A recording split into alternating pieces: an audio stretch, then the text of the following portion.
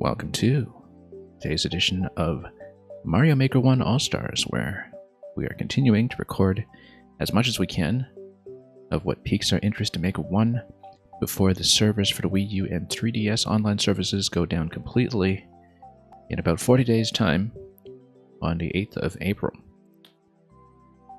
Today we're going to be looking at Layne, also known as Squadaloo, a maker I have, I believe, not played before, although I might have, and simply lost some of the clear and star statistics, as has happened for a couple of levels that I played very early on, because after a couple of years, I think, that information does get lost. This is a maker who was recently highly recommended to me again as somebody who was very influential early on, as somebody who made several big technical discoveries and popularized a couple of concepts that were, I guess, very quickly celebrated and adopted, particularly in the Reddit side of the community that was much more active back in 2015. Speaking of which, one interesting thing about this profile is that nearly all the levels we'll be looking at today were in fact uploaded in 2015 within the first 3 months or so of the game. So this is somebody who actually did fall off the game relatively quickly after having made a huge impact early on, so I'm told. And so this will be, I think, an interesting look at what it was like in the early months of the game in terms of what the sense of discovery in Maker 1 was like as it started coming in at a very rapid pace. So we're going to begin with Through the Looking Pipe, a day 1 level, and looking at the preview banner, it looks like it was in fact done within the constraints of the day 1 palette, the way that it steadily unlocked back in Maker 1 at launch. So, let's take a look.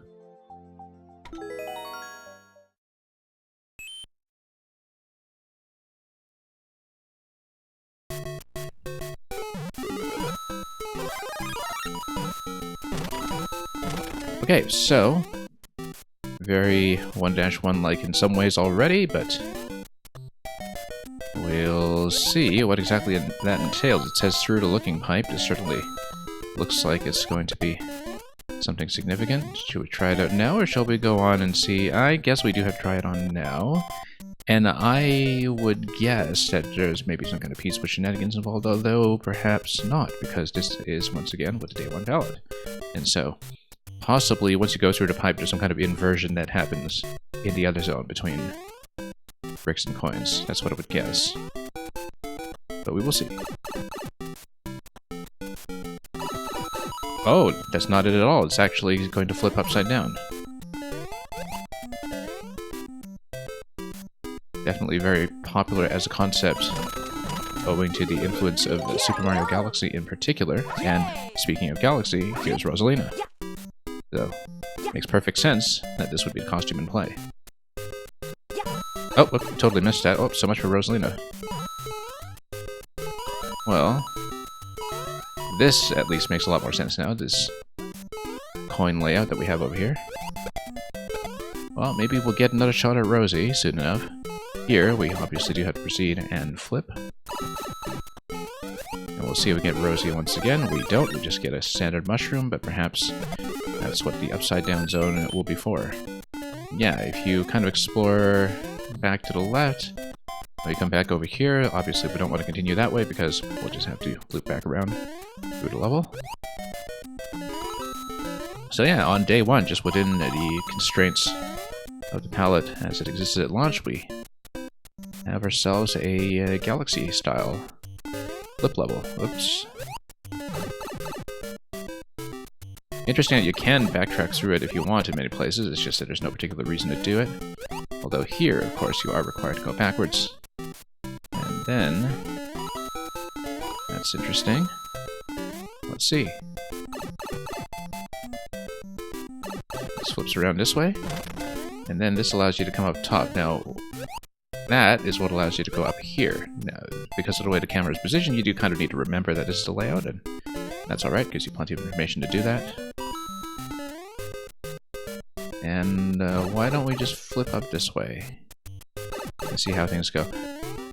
I wonder just how many of the pipes are matched. It's generally pretty obvious which pipes to check, I think, because you do hit a dead end from time to time, but here it looks like we can't actually progress, so possibly we go left first. Oh, nope, that's going to be a problem.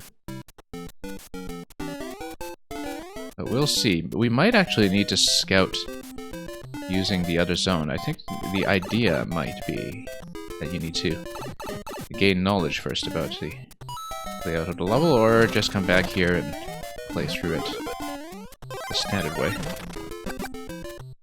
Or just continue. Oh, how did we not get here previously then? I totally lost track of where it was.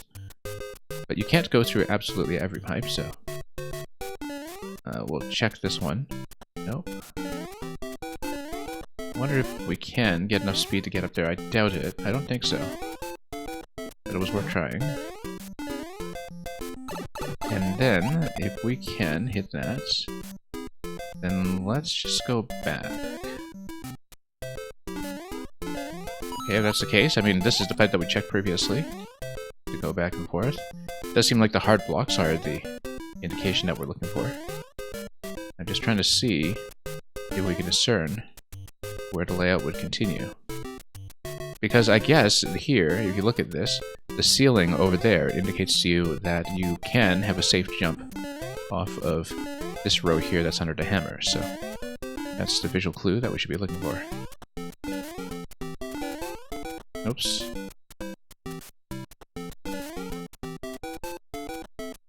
And here we go.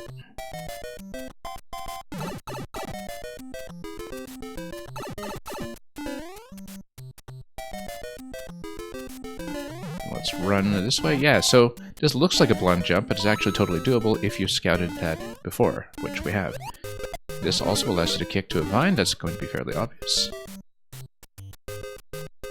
And then here we see that, well, we don't want to fall here on the other side. I kind of wonder if the coins do match on that side of the layout, though, just to really complete things properly. And flagpole's right here, although we'll want to continue in order to get a true ending. Kind of nice that it allows you to do that, in fact. Oh, you see, this is the inverted exit. And we flip the vine over to the flagpole, just like that. And let's try not to miss. Whoop, alright, fine. Let's do it again.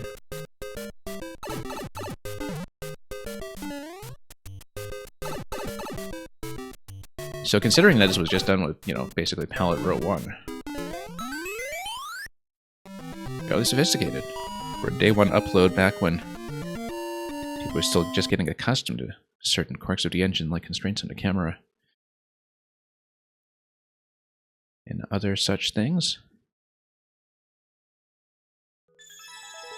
Too bad we couldn't finish that properly with Rosalina, but we are off to a good start.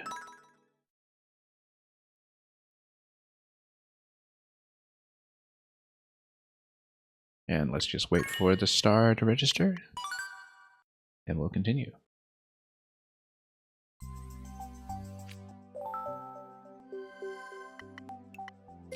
Goomba Lagoon, again, a day 1 upload, this time in SMP3.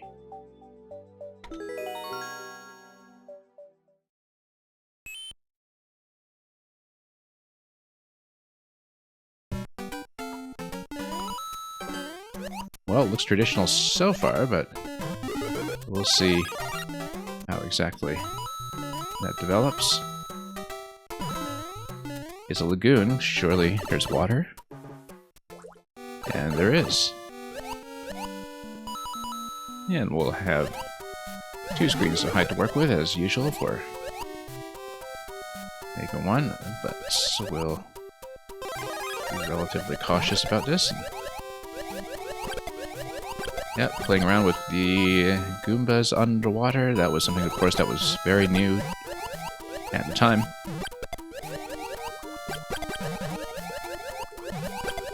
As something that was unique to Mario Maker and not previously seen.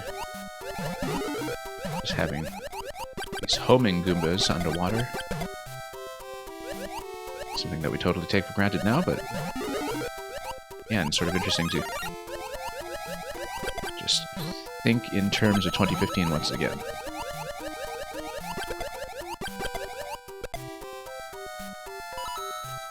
Now, let's wrap around over here. Oh, nope, that was standing a little bit close, but we'll hit this question block and get way too close to everything else.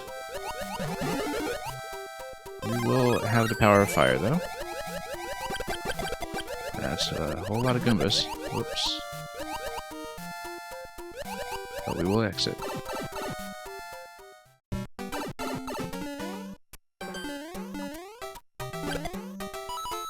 And that's it.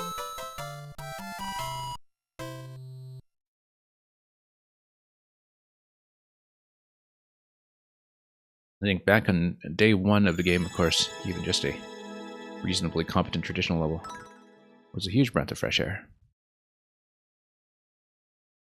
But I think it's extremely clear that the interaction motivating this was, once again, just dunking the Goombas underwater to see their movement.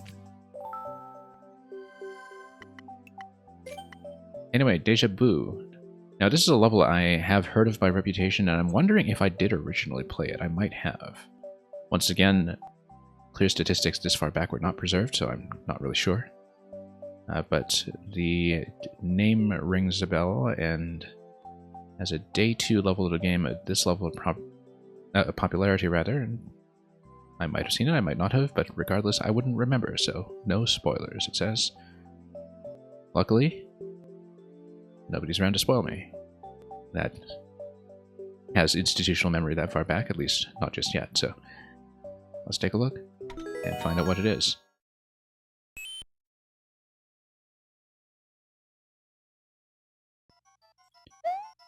I don't know if this is the level I'm thinking of. Whoa, Boo Ring, right away. Luckily didn't get hit by that as it was spawning. And auto-scroll. I assume that is a level where you kind of have to wrap around multiple times, hence the title. And whoops. Yeah, let's be careful with stuff like this. The scroll does stop at this point. Now, because of no scroll stop in this game, I see that you progress by getting a mushroom, which then allows you to do things like hit yellow blocks. That might be the case. Yeah, I think this is just the end of the layout, because again, no scroll stop in this game. Then, yeah, this is the entry pipe that we had originally. We had a slightly different entry position in that room, but then that allows you to proceed this way. Since you progress here, you can blow that open, but that doesn't allow you to progress just yet. We would need something like a P-switch. I was about to say Cape Feather as well, but P-switch will work just as well. And then we need to go back to where we were previously and wrap around. We can hit the P-switch in advance if we want a chance at a second P-switch, I think. But regardless, that's going to allow me to proceed over here.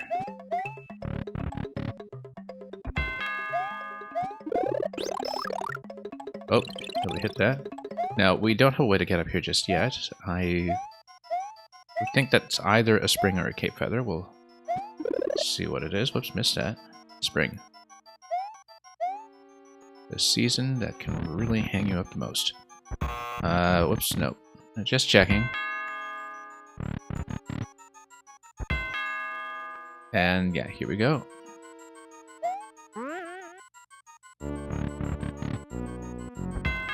And then why would we want to enter here? Because this is scrolling to the leftmost point of the level. Yeah, and that's it, but one very interesting note about this level, of course, is that as a day 2 level, this would have been a very early example of how spawning through doors and pipes repositions the camera.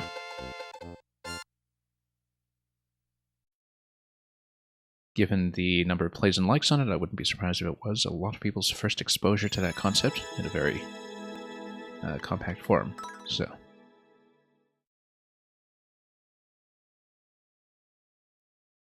let's keep going.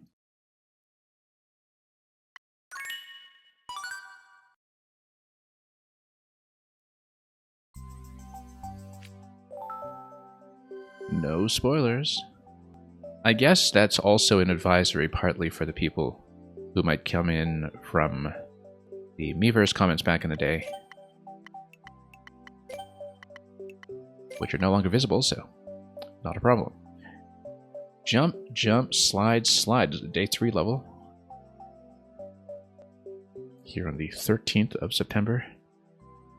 And it's looking at the conveyors under spikes here. Might be a whole lot of sliding. A whole lot of crouching, perhaps. Let's see it.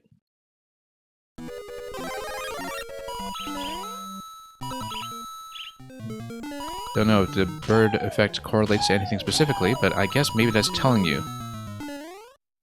Jump for birds? Yeah, the birds are telling you to jump. Oh, except we missed the costume, whatever it was. Yeah, so actually the sound indicators give you a bit of a warning for what to expect. Of course, we lost a little bit of speed there, just from getting hit and pulling back a little too much, but then that means that this time we have a chance at the mystery mushroom if we deliberately disobey some instructions, the way that I'm very liable to do. Oh, whoops. Okay, never mind. Yeah. And look at that, it's Mega Man. Which oddly makes quite a lot of sense for a stage like this. Yeah, sometimes we do need to reposition the camera just slightly. And jump a bit to redo a few things, and here we go.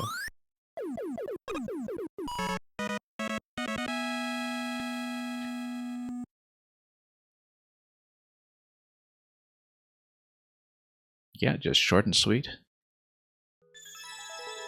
Something we actually hardly ever see nowadays, in fact, using sound effects as an indication signal like that in a very controlled setting. The bird effect, of course, is sorely missed in Maker 2. Save that shell. This is going to be on day 4. And we see that really does look like a ship. Definitely the first thought for a lot of people playing with the Super Mario World airship theme that was introduced in Maker 1 for the first time. Since the tile set was rather conveniently laid out for shipbuilding. Huge number of plays and likes on this one as well. Let's see what this one looks like. Yeah, it definitely looks like it was one of the profiles that stood out in the first week or so of the game. Might have been a knock-on effect from later popular levels as well, given what we've seen in some other makers we played that had similar histories. Whoops, this is supposed to be a bomb. Let's be careful here. Let's take the shell with us too, why not? Let's not stand too close though. This is going to be an up throw. This is a shell jump, obviously. No, it's not. Let's not do that. Oh, you're supposed to save that shell. Yes, that's right. That's right. So you just die if you don't do that, so... yeah. The level is called Save That Shell. Not that we ever remember the title since we're actually in. Yeah, so once you understand that that's the concept, you take care not to destroy the shell too often, then everything from there should be smooth sailing.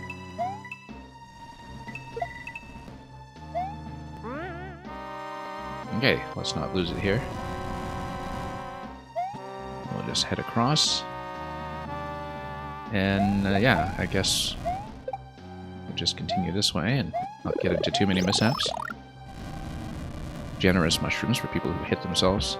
We'll drop the column now. The shell, conveniently, will sail right across that one tile gap the way we would like. Then, I guess, yeah, this is going to be up throw and then continue. Better get this started early from the looks of it. There we go. Exactly where we might have planned it.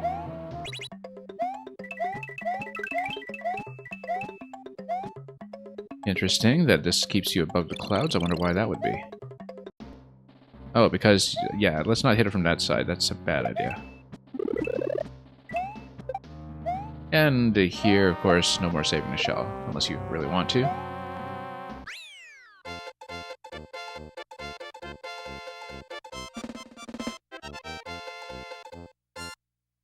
Yeah, once again, this early in the game, I can see why that would have made a strong impression. You can see sort of the seeds of a lot more platforming design to come, just with how it elaborates the concept gradually, up to the point where you keep the shell with the up throw. Just very simple, basic stuff from our perspective now, but definitely planting a very important seed of an idea here. Now, this is still within the first week, Fire Snake Fortress. Let's see how it looks.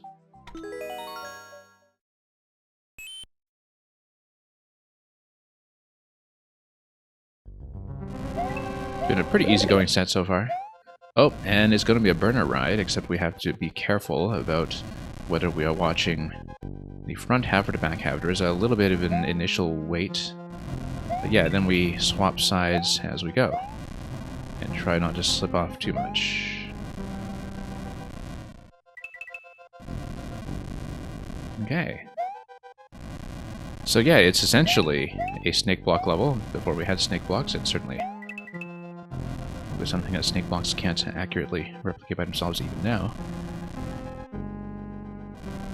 Oh, I like this a little bit here, where you do need to watch your feet on what is supposedly a safe zone, and just kind of keep on your toes. Give it a pota boost as well, I think that's also going to be true. Oh, like I said, there's going to be a little bit of swapping here as you wait for that to activate. Now, this is a reset door. I wonder if maybe it's because the burners take you down there if you happen to miss, rather than something like a secret room. I wonder.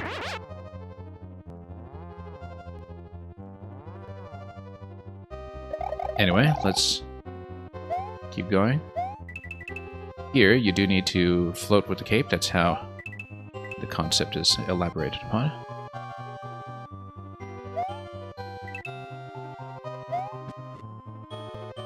And the coins do give you a pretty steady idea of the position you need. Obviously, once you lose the cape feather here, if you do, this becomes a little bit trickier to manage. Without damage, perhaps.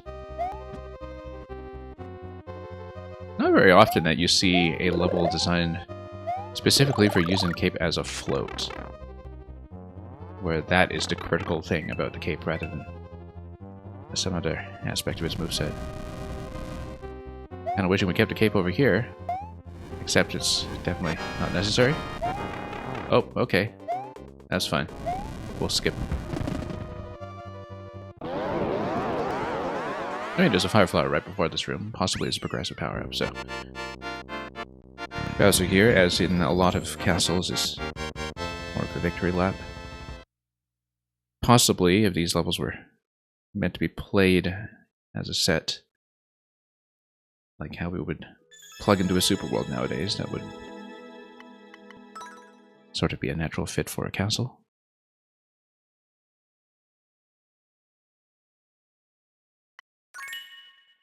Let's continue.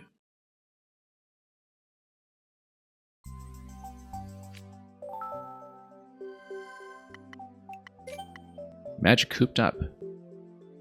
Yeah, you can really see a huge spike in popularity in this one. I believe, because I actually did do some very cursory preparation for this stream, as I typically do, that this was actually featured on the original Nintendo website before the bookmark website was a thing.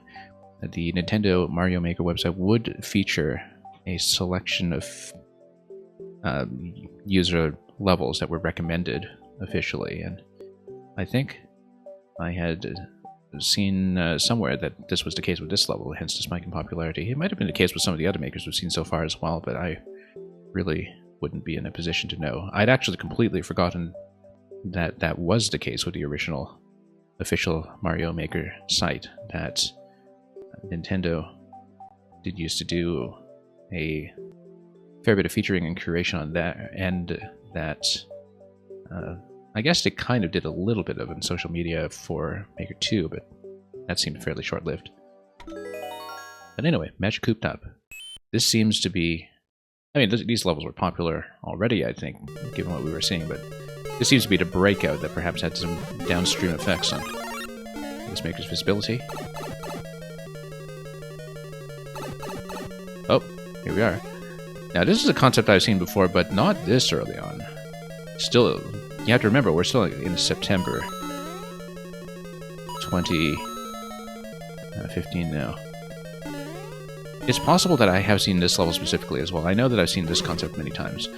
Oh, no, maybe I haven't, because this catches me by surprise here. The Magikoopa is breaking this steadily. Very interesting. Whoops, nope.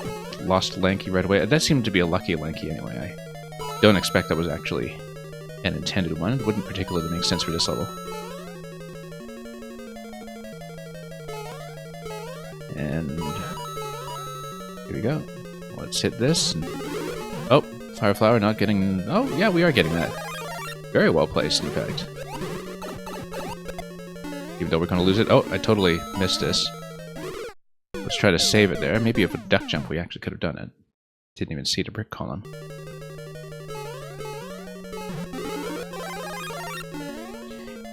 And yeah, it's immediately clear to me why this was the breakout level.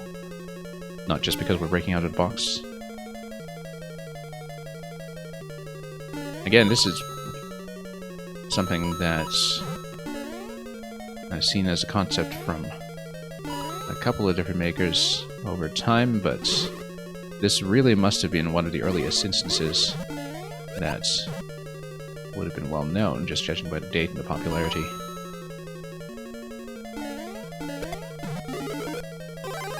And I was advised to expect that to be the case here, that, you know, there are a lot of concepts that might be very familiar to us in this profile, but certainly we'd have to remember the context sets. It would have established a lot of apparent firsts. But yeah, I love this a little bit with the Fire Flower here, where, you know, it kind of becomes evident to you with time that the Fire Flower is retained until, of course, the Magikoopa comes along and zaps it, which is not the most convenient. And of course, there is going to be a certain amount of Magikoopa RNG here when it comes to positioning, but it doesn't compromise the layout in any way that we can see. And yeah, the initial bit of ground over here, of course, is just for the initial positioning of the Magikoopa, and then here we have to watch out a little bit. Ceiling, however, is going to get well out of our way.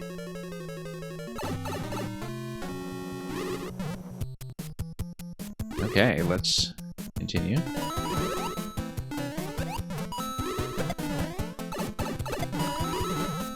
And that's not great. I was trying to get out of there, and just got squashed instead.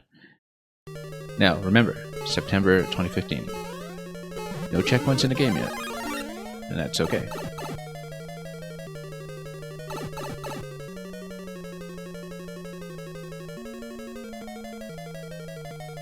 Checkpoints come in late October. And it seems like we've got quite a few levels to go before then in this list. But yeah, definitely an extremely consistent level of polish that we see here across the board. And let's keep going.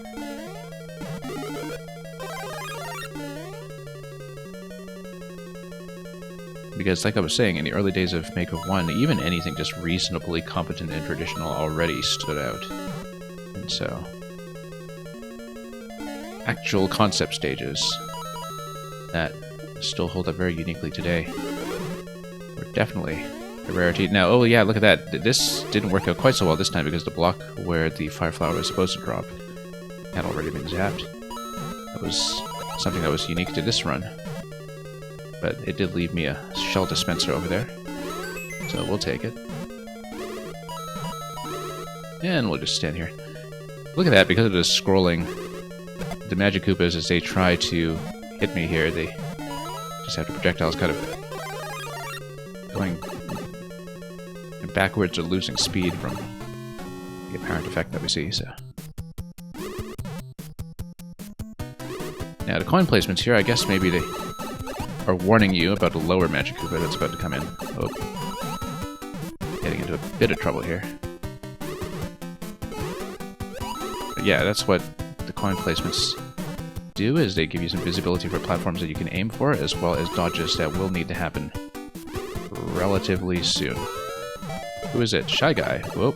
So much for Shy Guy, but at least that saved us from a bit of oblivion there.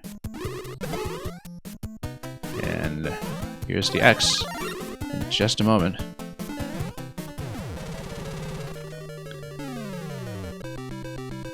It's almost surprising that this doesn't end with Magic Koopa zapping the axe, but of course that's something that I think isn't really discovered and popularized until sometime later.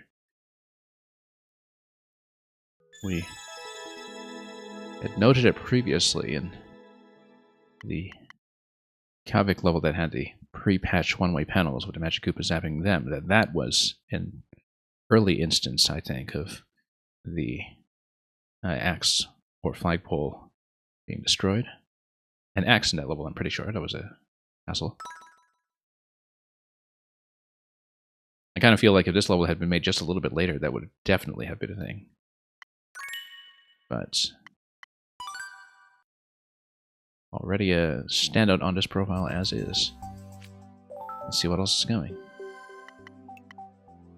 Hedgehog Day.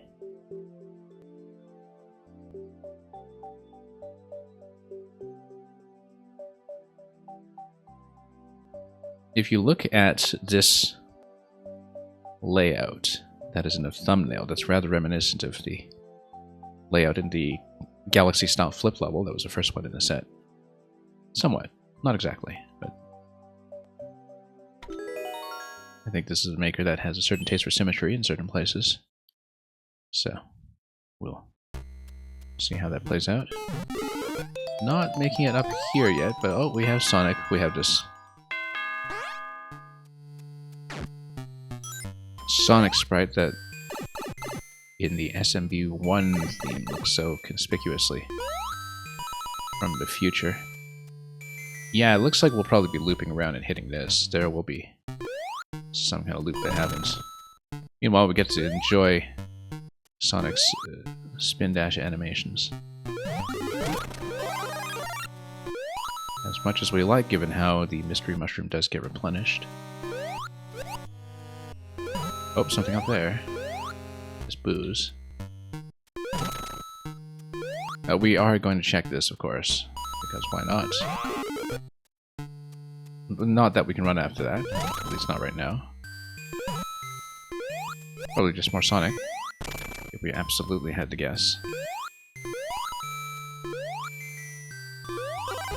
And I guess this would continue back at the start, but why wouldn't we just go up here directly? Maybe that just... yeah, but given everything we've seen up to this point, it's not like I could have progressed differently, unless, of course, that question block at the very start gave you a vine. We don't really know. Oh, I think the pipe down below actually just gave you dry bones to jump on. Now, do we get our choice of pipe over here? And, oh, guess not. Is there anything like pipe stacking that would happen, or is this strictly two-way? Okay. Wait a minute. Let's watch the question block down below. Yeah, no. Of course, we're in a subworld. We're in a subworld. So, you need to watch out for such trickery. That this is a matching subworld. We actually should have left this intact. Just to see it. And then, is this matching the other side? Well, it technically kind of is, except we're back in main world here. We actually should have taken that pipe differently. Yeah, so there is some subworld, main world trickery to look for here, which tells me that we should actually reverse through level. This would actually drop you in the equivalent location over here. Yeah, you can see that this would send you up, so we need some way to get into this pipe. In either zone, really, but we'll scan around a bit and see which exits we haven't checked yet.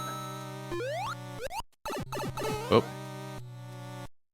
Yeah, so notice this. This is a mismatch with the other side, which tells me that it's a vine. Because we know that spawned a mystery mushroom in the main world, so this is the secret. Now, which way do we go? Well, we'll check this way first, I guess. So, kind of like a spot the difference on a level-wide scale. And then we'd probably jump across the platforms over here, then. Which would not give me Sonic, but we'll see where this is matched.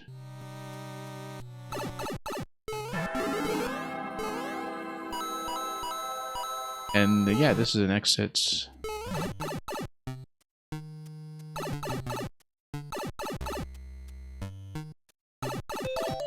Now, we didn't really get a full appreciation of layout, but I guess we will have the exit here. Ah, yes, this is going to give you the flag if you are careful about it. I actually should have checked the left side there just to see if we can get on the roof. But we'll see when we exit out to the banner whether there was something placed there. Obviously, there was a little bit more to this level that I didn't check. I might dive back in fact. Let's take a look at the outside first. Because, of course, there was one equivalent location. The starting vine in the subworld, or the other path, rather, that we hadn't inspected. Yeah, there's nothing if you get on top of the roof on the ending there, it seems. So. I kind of wonder how that other room is matched, though. We'll just go back in there and check quickly. You can see why it's Hedgehog Day. It's meant to evoke a sense of deja vu. And then also because it's Sonic the Hedgehog, which is a rather important piece of the puzzle here. Yeah, there's just one room I want to check. Oh yeah, no, if you come up here, it just matches the down arrow on this side that takes you back to the entrance. I see. Yeah, so it's actually in the other subworld, of course, that we get the up arrow that then takes you out. But I just want to verify that. I just want to check one thing. Yeah, so we know that this is Divine Location. And so we'll just continue this way. And I just want to check what it looks like if you take this path to the right instead. It should send you back up to the entrance. I believe it does. Oh, okay, it's not a vine anyway. It just gives you Sonic the Hedgehog. Okay. Alright, we'll see it then. I just wanted to check that.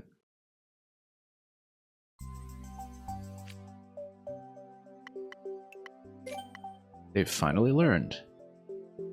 You can kind of see the conceptual similarity between this and the Deja Vu level as well. This time without auto-scroll, but definitely with that format that we sometimes refer to nowadays as Escape Dimension. They finally learned what? We'll see. They finally learned to wear spinies on their heads? Yeah, I guess so. So they don't just get stomped everywhere. I think that's probably the thematic concept that this is going for. Interestingly, though, if you take a damage boost and you hit a Koopa shell, then you can just use it to kill everything you like. Given that with the mushroom we can just do that. I guess we should probably check that pipe. Oh, no, it's just a piranha. Alright. Why don't we come up here first? Oh, no, that's a bad idea. Didn't think that through.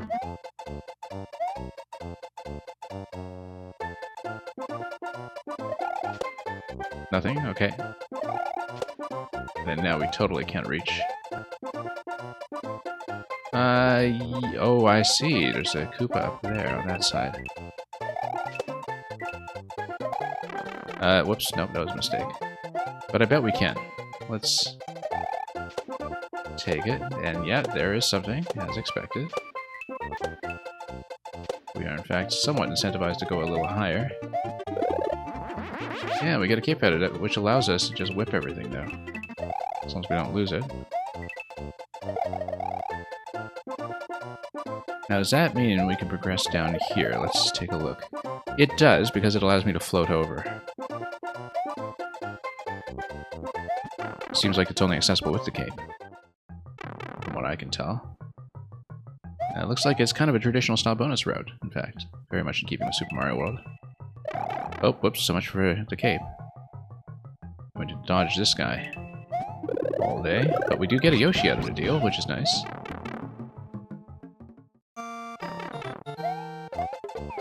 And we'll solve my problem just as well, as long as we don't lose him.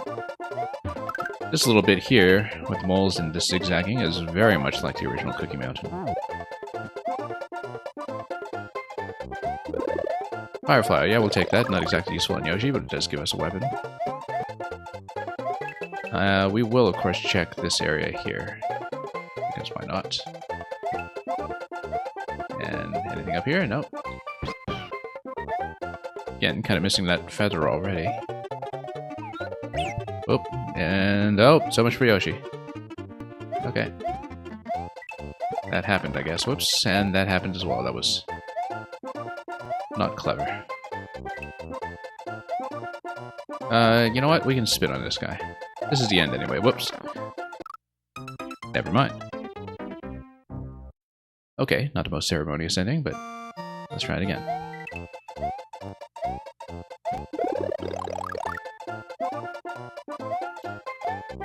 Yeah, we'll take a look at some different passages this time, probably, since we did get a chance to see most things about this level, I think. Now let's continue this way. Yeah, we got Feather plus Yoshi, technically, earlier. Or, well, we got Feather and then followed it up by losing Yoshi. Or losing both. Yeah, that's just with watching to the left side over here. And we'll let the Koopas get a bit lower this time.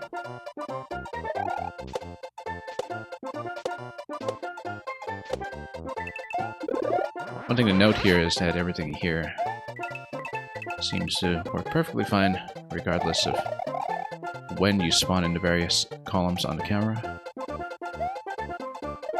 Very important nuance. Now here, let's make sure we actually manage to whip the Koopa on the platform this time as we head over.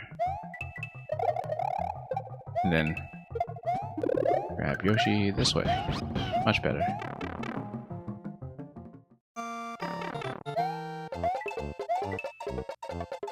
Now we're playing with power. And then... Whoops, oh, no, nope, here we go again. That's okay, we'll just fly it out. Oh, there is actually a flight point here. Except not anymore. Okay, that's fine. Well, we saw what it was clouds. And this is the goal here. Okay, that works. Had a damage boost through that, but we still managed to hit the glorious number 5 on the goal, so... Yeah, so it actually was something to fly towards, just a little row of coins in the clouds. Something that's much more SMB3 style in some ways.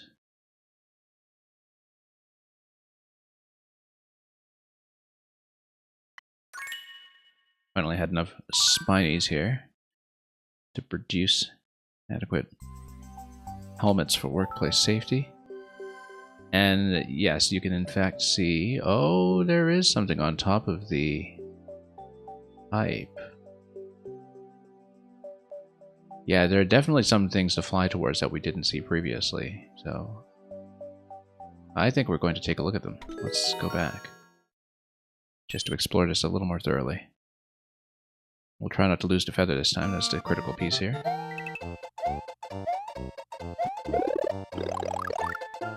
Yeah, definitely a few things to see that we didn't look at adequately.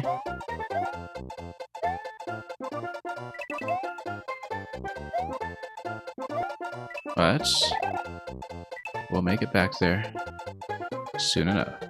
Oh, look at that. It's Piranha doing this emergency blocking maneuver here. Anyway, let's go for the Cape Feather as soon as possible. And then we know that to the top left here, there is something to look at. I believe we do need to fly over there. Not enough height just from jumping this way. We do need to fly to the left. Let's try not to hit everything. Okay, we hit everything. Let's start over.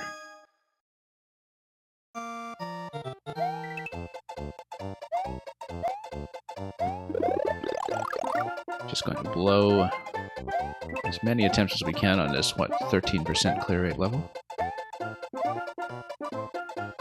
That's what exploration is all about. Let's continue this way. Is the Piranha going to block this? Yes, it is. And we'll play this very incautiously, I'm sure. Sure, let's wait.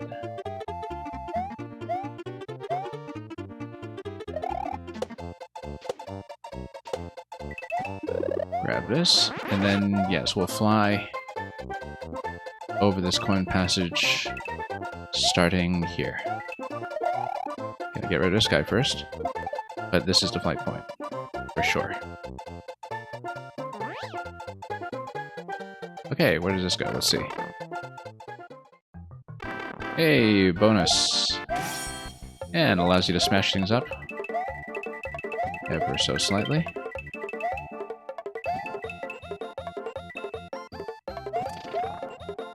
And sure, we've seen it. Ah, okay. I was wondering about this pipe as well, but I guess now we know how it's matched, so no need to check that separately.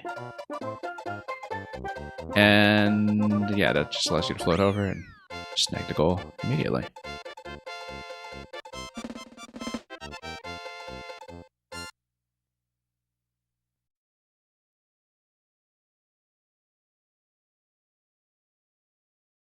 I was wondering about topping that pipe earlier in the first place, but now we've finally learned. Humble Hill. 50%. Interesting. How humble.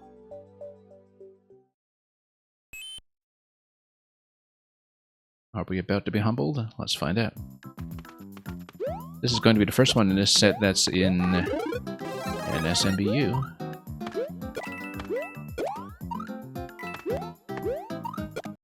And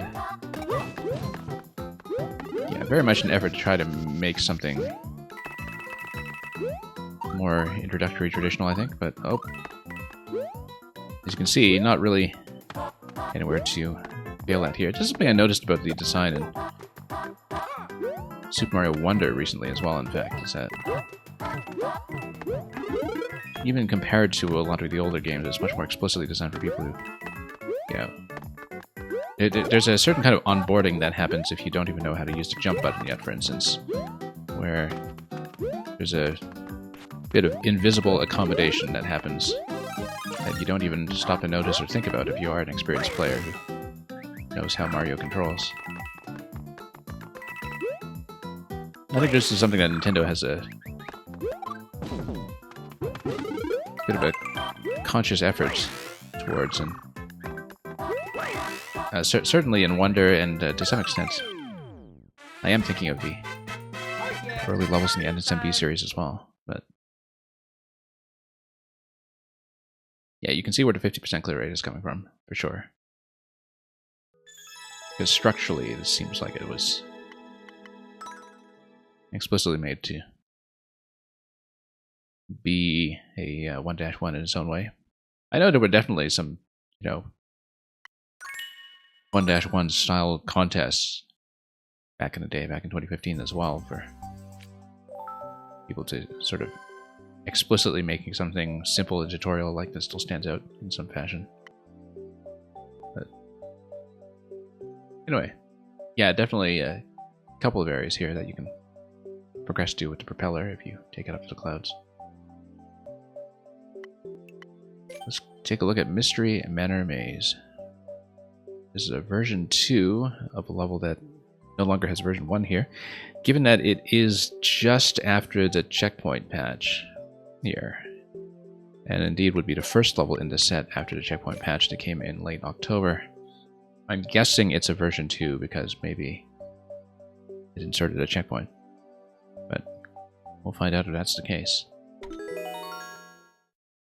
We could be wrong. I felt like the pacing of all the non-checkpointed levels up to this point was perfectly fine.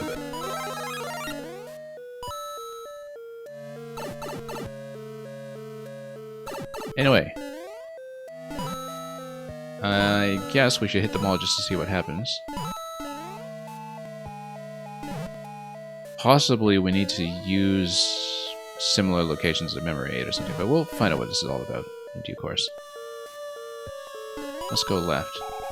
Oh, this probably just tells you that you need to fill in bricks this way, and then, yeah, you kind of look to complete this pattern whenever possible. And then that allows you to check various locations as you go.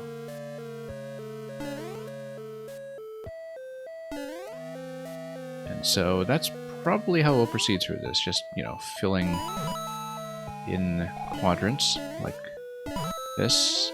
Exactly like that, in fact. There's a pipe up there. We'll check that in just a moment. Let's just see what this is all about first. We'll check that now.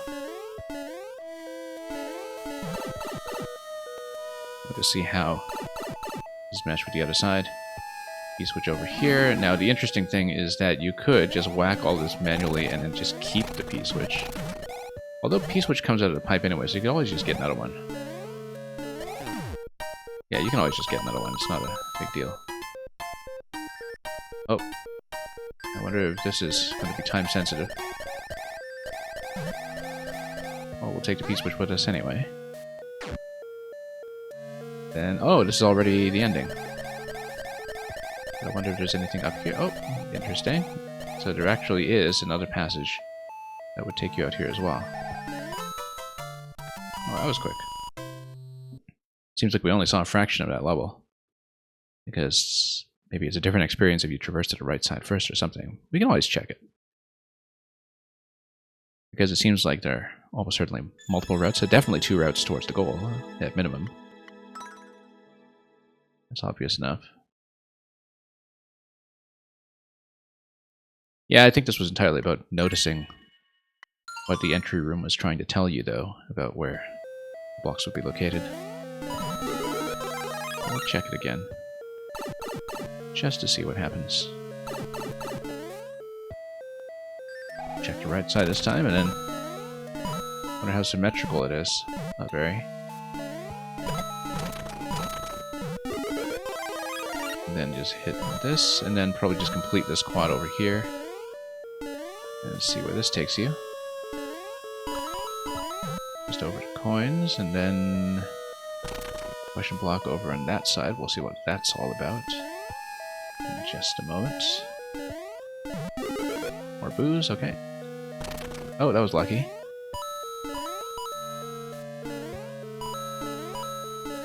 Probably fortunate we checked the left side first.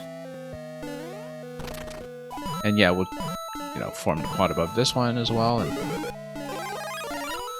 see what this is. Oh, a whole lot of nothing, but seems like this central passage here is totally flyable if you decide to grab the leaf to do it. And yeah, this is actually on the other side of where we had cleared things with the leaf previously, it looks like. Unless, of course, there's a P-switch somewhere in this area. Let's just take a look. Yeah, because we actually flew up here previously with a leaf. And so, this would tell you that you missed something at this point. And, yeah, I guess maybe we were fortunate that we actually did just find the correct passage at the start. And then this sends you down to the start, yep. So we already know what the correct passage is. What I will do this time is I'm going to take the leaf and basically take it somewhere else to check a different location. Because of course there is a pipe exit that we haven't located yet. We did see the relevant location for that already. What we'll do here is, instead of flying out immediately, we'll come down here. And then let's whip this first. And then head up this way. Yep, that's gotta be something. Thought so. And then we've got a 1-up. Does that send you out to the ending? It does. That's exactly what I was looking for. So, there we go.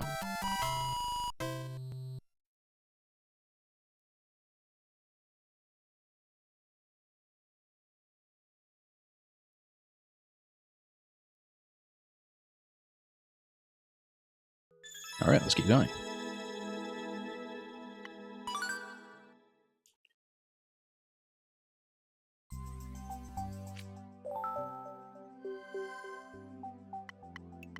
Slippin' Skull Cave. Here's another one that kind of exploded in plays. I guess we'll find out how. Still within the first 2 months of the game here in November 2015.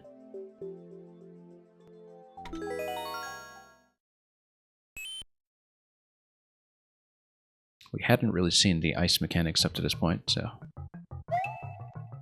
We could have grabbed that to use the shell against something, but, you know, let's just stay here until we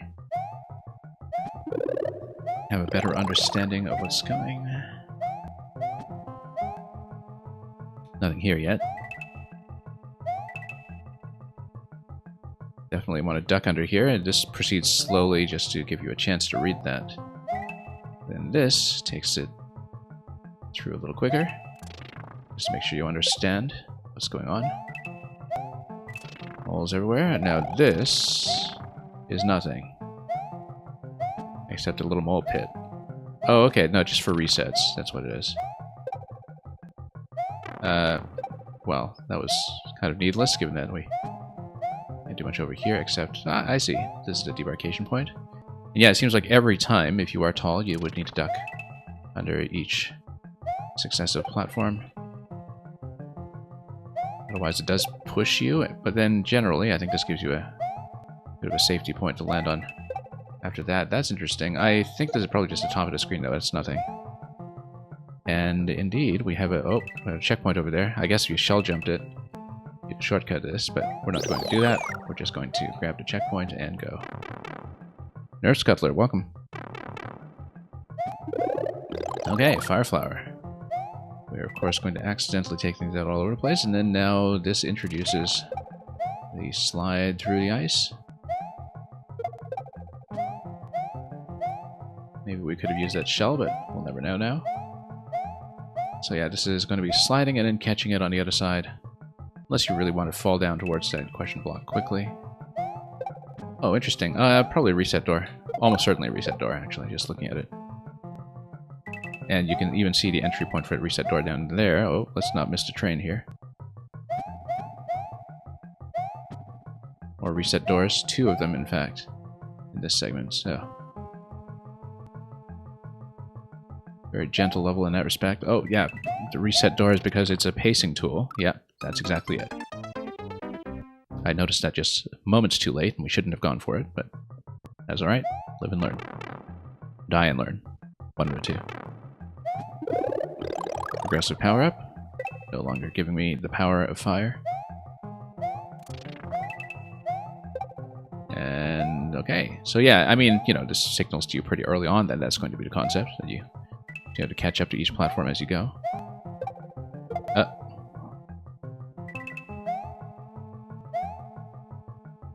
And then we'll just go on over here. And give ourselves a little more room to slide. Whoops, a little more room to slide.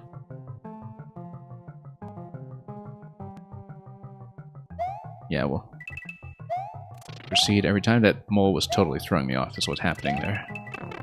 Oh, that was accidental, but what if there's a bonus for?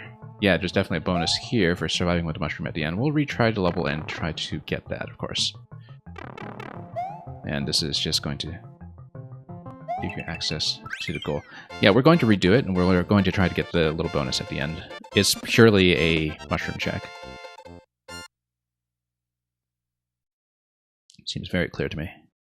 We could have just taken a dive here if we wanted to retry from checkpoint, but that's okay. We'll redo the level.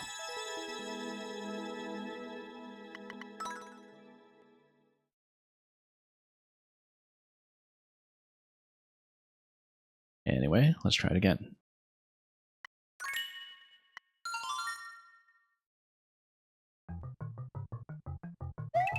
Okay. Up we go.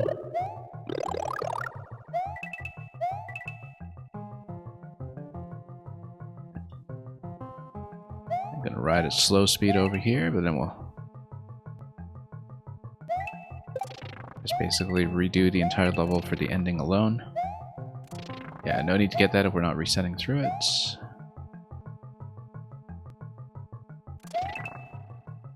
It'll work in that reaction time in certain places, but we know that. Whoop. Like I was saying, that was not a mistake we made previously.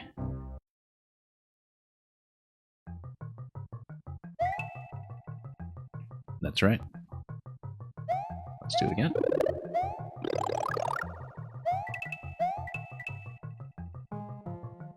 And ride it out this way.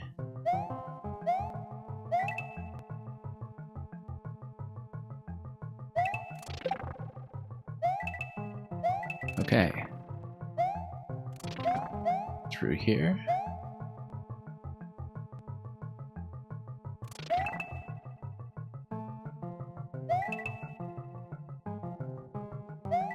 And we'll try not to miss this time.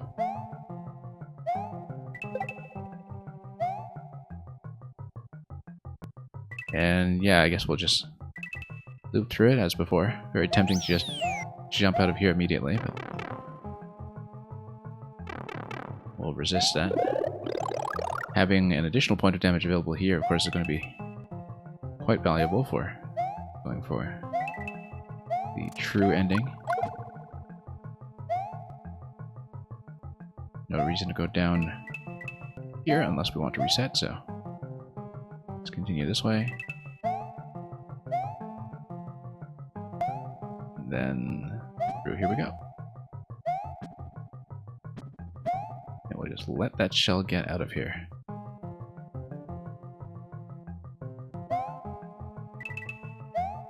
And just skip that mole completely. And there we go. Much cleaner this time. Much, much cleaner. So surely we get a vine over here. No, we don't. Oh, it's not a vine. Okay. I was thinking maybe it would pop us through the top. It's just one-ups. I guess given the height of the screen, we actually should have thought about that with toon screens and height. That was not going to get me anywhere. But you can never tell with the vertical camera the way it works in Maker 1. That's alright. Now we know.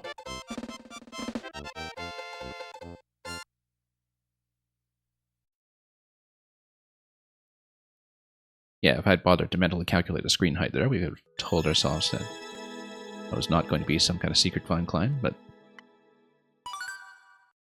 let's continue.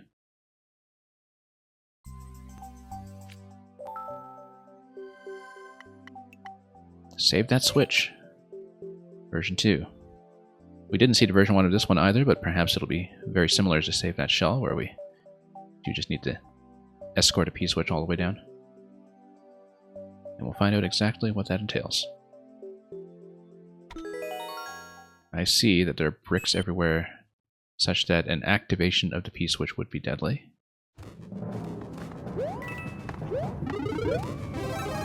But yeah.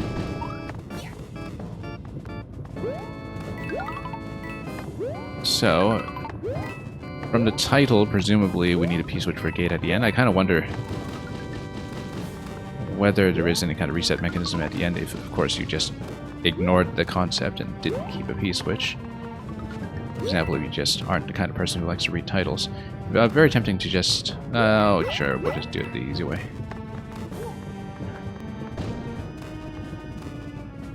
Very tempting to just do something silly here. Hang Oh, okay, this is actually kind of a bad idea. Wait, no, we do need to P-switch here then. Yeah, we do need to P-switch here, and then we ride the coins out on the other side. Yeah, it's just a P-switch check at the end of this segment, followed by checkpoint. That makes sense. And then, oh, we should have jumped across here, but that's okay. We can still make it. Yeah, so if you wanted to speed through it, you could. Here, of course, possibly the blocks at the bottom don't convert? Oh, they do. What if you do this? Oh, you know what? You're big. You can just stomp through some of this stuff. Like that. And why wouldn't you? This does step on a P-switch over here upon activation. Yeah, you do need a P-switch at this point. Actually, maybe eliminating everything under the door was a really bad idea. We might have stuck ourselves at this point. Let's see if we can get a reset going. Of some sort. Yeah, it looks like we were supposed to have a P-switch available, and then we enter this door, and then that activates the P for a continuation. We'll see if I actually did stick myself here. Because I wasn't exactly sure how to proceed here, if that's the case. But let's do a little bit of a check here, just make sure we're not locked.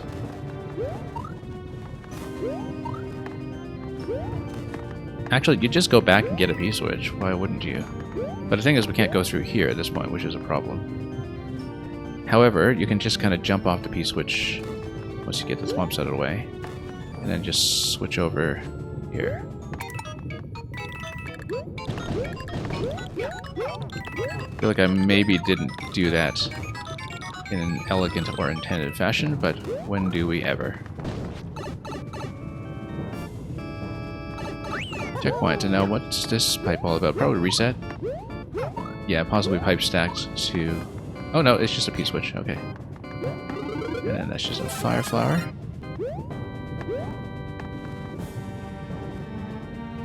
Well, we don't seem to require a P just yet while riding this track, so let's continue this way.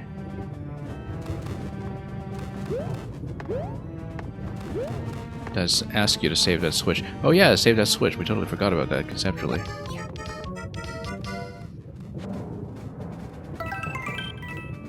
The last segment.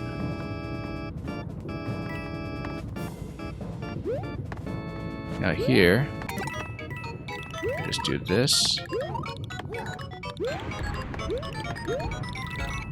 And that's the exit. Yeah, I definitely didn't play that at all the intended way in the second segment. Oh, in the second segment, I think you are supposed to have the P-switch plus mushroom, and then you take the P-switch with you, but then you do the partial ground pounds to carry it forward. Yeah, how easily we forget concepts signaled in the titles. I love this little bit of banner text in the recommended level that's just scrolling past us here. Wishing everyone all the best as they get into Maker 2.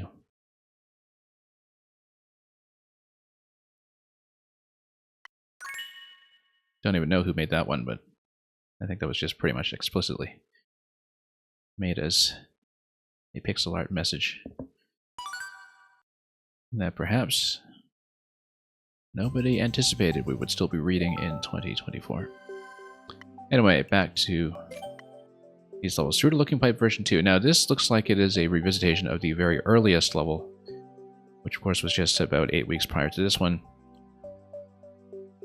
Let's see how much revision it is. This is the one that was Galaxy style, and we can try to finish it with Rosalina this time. Very possibly it's just the same thing with an added checkpoint, but in this case the original level was preserved, possibly to preserve the legs and stars and so on, but or just for historical reasons. But anyway, we have been playing all revisions of all levels as we go through profiles, so we'll do this one too, and see if it's just a checkpoint or if there's something more substantial. If there's something very nuanced, I probably won't notice, just because we've been blasting through so much stuff, but yeah, so we knew that if you go through here and you go left, in the original layout, that's when you get Rosie. And then we will try to do that. Here I go. So we'll try not to lose her immediately. Okay.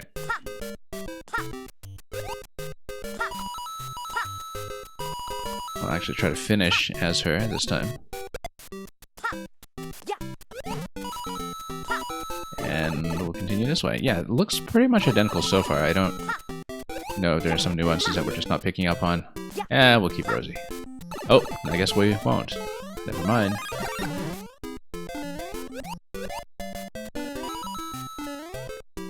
And this bit looks a little bit different.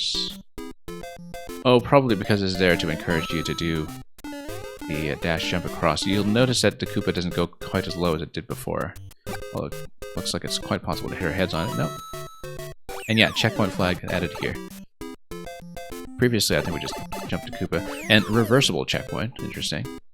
That it would do that. Oh, because, of course, this is a reversal level, and the checkpoint is reversed to basically preserve the concept. Not because of any really advanced technical reason. Okay, let's continue this way. Press this, come on top, and oh, we will of course enter.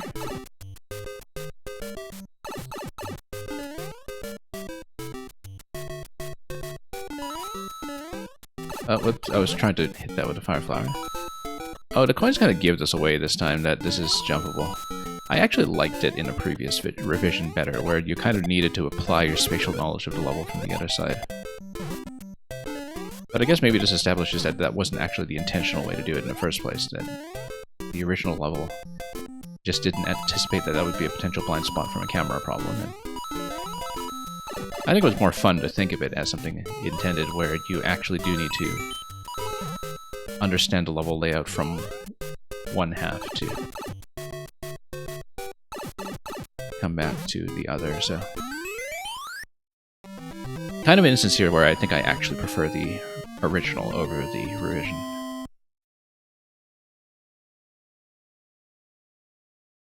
Because, yeah, in the original, you know, that jump looked blind, but it was blind in a way that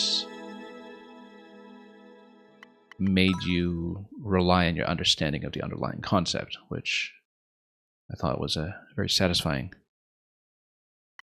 puzzle interaction in miniature. And so that's kind of lost here, and, you know, checkpoints are checkpoints, I guess, but we'll take it. Kaboom Cavern version 2, another one that we do not see a version 1 of, so... Yeah, given the rapidity of some of these uploads in early November, I would assume that there was a set that was, you know, in this zone here in October that perhaps was just re-uploaded with checkpoints in very short order. We can see, in fact, the checkpoint flag that's just right in the thumbnail here. And yeah, and Mario, hope you've been doing well.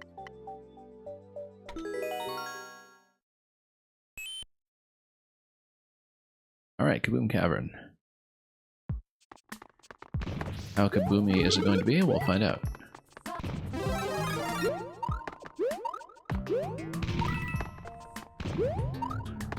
Now, let's go over here. What is the bomb useful for?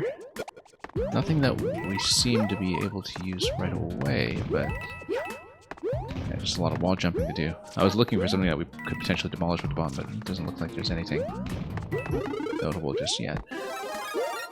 So, not like you could survive a bomb escort up to this point. Anyway, it would detonate long before this. So this is interesting, that bombs can, in fact, clear some of these hard blocks, but I don't know why we would. There are coins down there. I guess if you just wanted to get the coins, I don't think that's going to be an exit. Or a secret or anything. But always worth it to check. Kaboom over here. Ah yes, okay, we'll definitely drop a bomb there. Now, we want to do a soft drop, not a throw. Why? Because this is Maker 1 and throws deflect off walls like crazy. So, yeah, just a little one-up bonus segment. Oh, and a star. Okay. Well, let's run on ahead and see how we can make use of it. Like this. And okay. I feel like we're going to lose the cloud before any of this becomes relevant. Oh. Go up higher at this point? Yeah, we can. That's probably as far as we can go with it. But... okay, that was surprisingly safe. For something that was technically a little blind.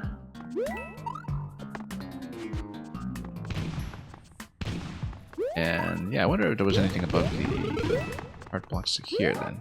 Would have been theoretically reachable. Given the Maker 1 camera, we can't actually see. So we scroll up, but maybe we're checking. Oh yeah, it's just coins though.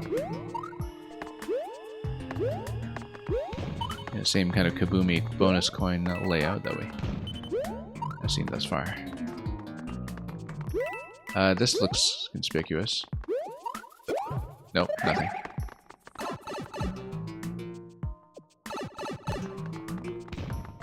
Okay. I assume that we'll actually want these bullets to hit the goal, and that's exactly what it's going to be.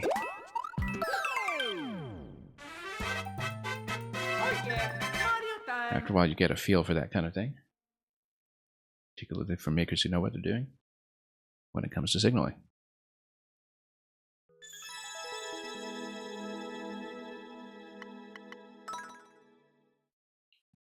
Let's continue.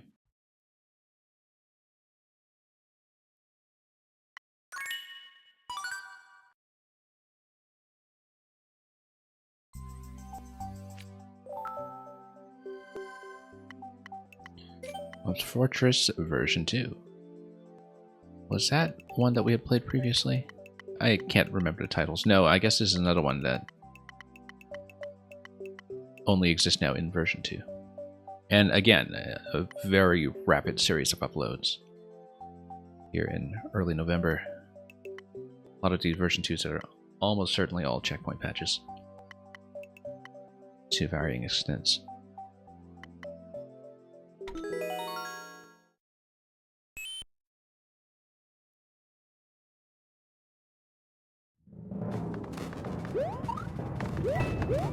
Alright, let's see what we can do with it. And what would we want to do with this? Repeller is here. Oh, yeah, we want to smash everything. Now, I guess there's maybe a secret passage that will at some point take you over to the propeller if you're in the subworld and you loop through this segment. You see an up arrow here, which is interesting because, yeah, that's not within range of anything. Oh, it's going to be a spiny hat eventually. We'll need to survive up to that point. For spiny hat plus propeller. I'm fairly certain that's what's going to happen. Oh, spin, okay. I was thinking spiny.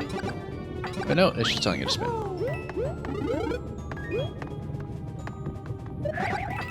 Notice, in spite of the fact that it's language specific, and that it takes up so much space, how much nicer that is than just having tracks say Z everywhere. Yeah. Can we hold one too? We can. And we might as well do so. As we grab the propeller as well. That way we have a backup. In case we... Oh, okay, we're just gonna lose it. I didn't let go of it. We just lost it. Very satisfying just to punch through that guy. Let's punch through here. Obviously, yeah, if we had the shell and if we were holding it, we could have just hit this from the side. Otherwise, this would just be destroyed, so... Oh. Thought it was going to twirl there. Not with this hat on, we don't.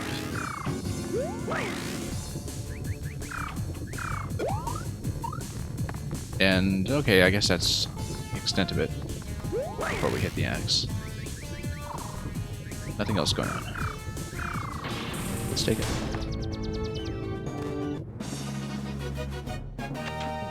Mario #1! Woohoo!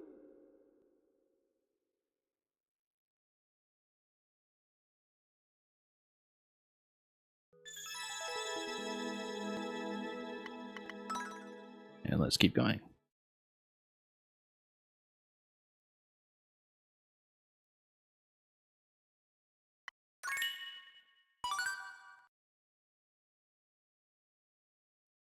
Making breezy progress so far in this profile. I think we can make a realistic run at just clearing the whole thing today in one sitting if we find that the levels continue at pace. Once again, in this very rapid series of post-checkpoint patch uploads, we have Battle Jeep Barge version 2.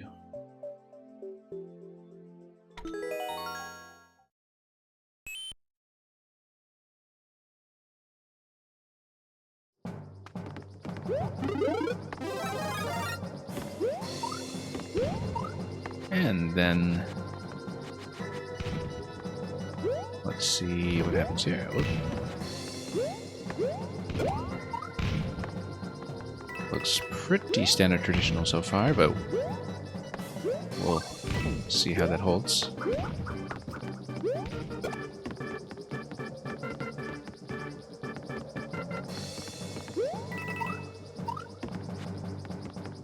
As we go from ship to ship. Whoops.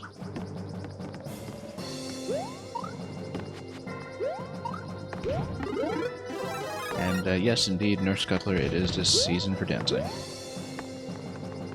Looks like we can't quite reach that with anything that will fire at us, so... Whoops. That's okay. Power-ups are fairly frequent. At least we think so. So let's be cautious. Let's not hug the auto-scroll boundary the whole way. Oh, whoops. Oh no! Just kept our heads down over there. That's alright.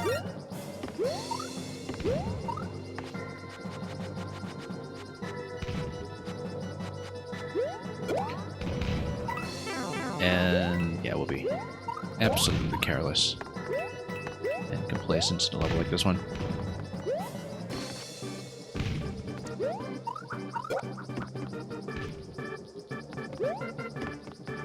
And we'll wait.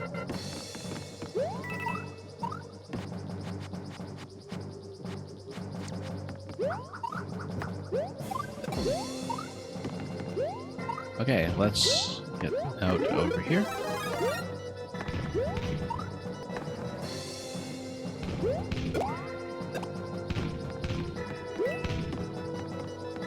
I just try not to get hit by too many jeeps along the way.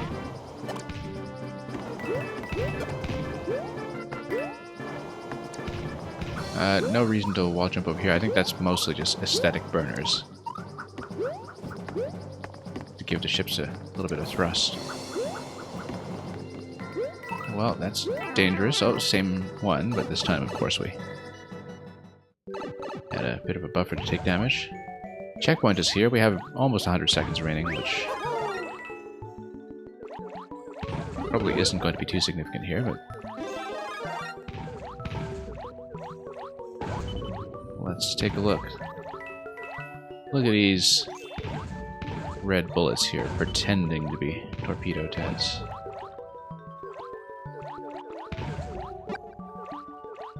Well, we'll just let them trail us for a little longer. Oh, whoops, no. Didn't quite give myself enough room to work with.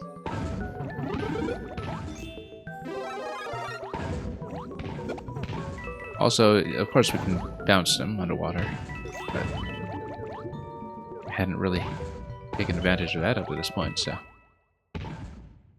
everything's just gonna follow me.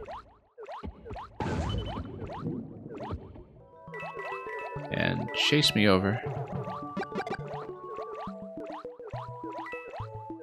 And yeah, no reason to stick around here. Nothing to bomb the heart blocks with, so. Oh, auto scroll, but we're still going to get one up one time. And it's just going to be the flag from here. Yeah, pretty straightforward level. Oh yeah, Mario time. Seems like the main thing it was going for here was setting up the little bullet chase effect at the end.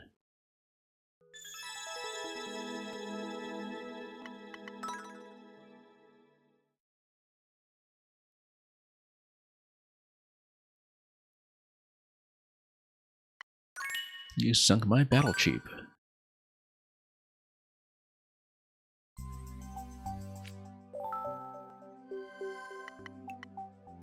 Wet, dry depths.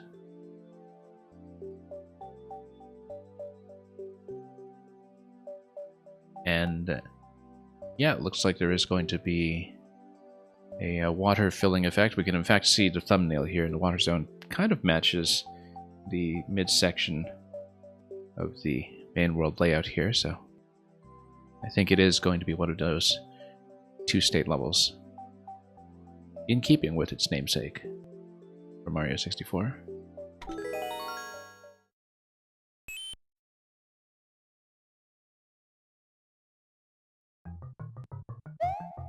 Shell jump? Nope. Not today. Oh, that was totally a bit of an input error there. Let's forget about that attempt. And Mario, the new Dino Dance emote you believe was supposed to be temporary to celebrate Pokemon Day. Okay, I didn't know that. It seems like I've seen that fairly often. But yeah, I haven't been keeping up with the global emotes at all. Because I haven't been spending enough time watching other people's channels. That's certainly one part of it. Is it just Pokemon Day because there was the Pokemon presentation earlier today? I understand it was a kind of Pokemon product announcements of the new Pokemon Legends or what have you, but I don't have a good sense of whether there's a particular ceremonial reason why it is Pokemon Day. If it is. You know, if there was some kind of really historically significant event involving Pokemon that I just don't know about. I didn't really pay attention to this in terms of how these spikes here match the main zone. I guess the effect here is of everything just kind of floating up to block your way. Something that only works aesthetically because the water zones don't just use spikes as one-tile spikes, they use more interesting elements of the tiles in. Looks much more natural to think about everything as just floating to the surface while you fill the zone and flood it as a way to constrain the player's paths.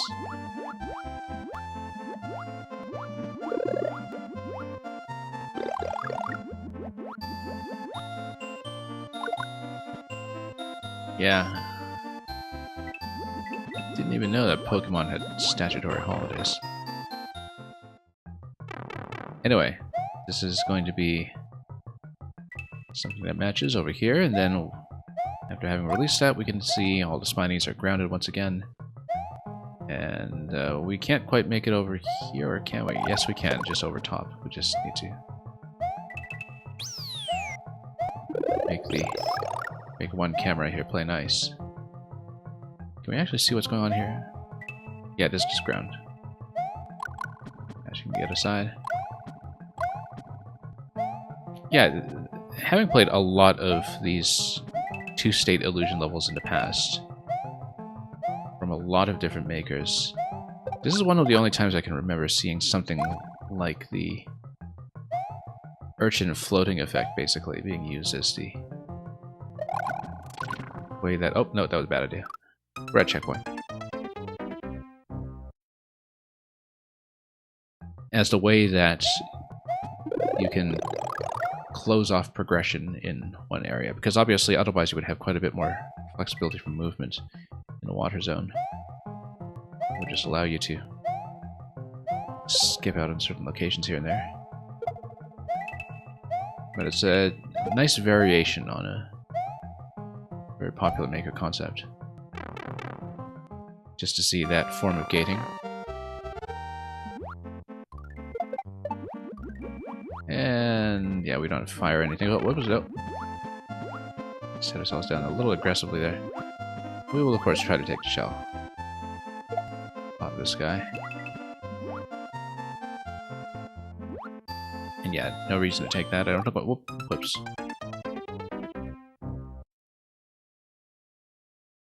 Zone just continues here, but... let's head back down. That was incautious. That's okay. We'll just continue.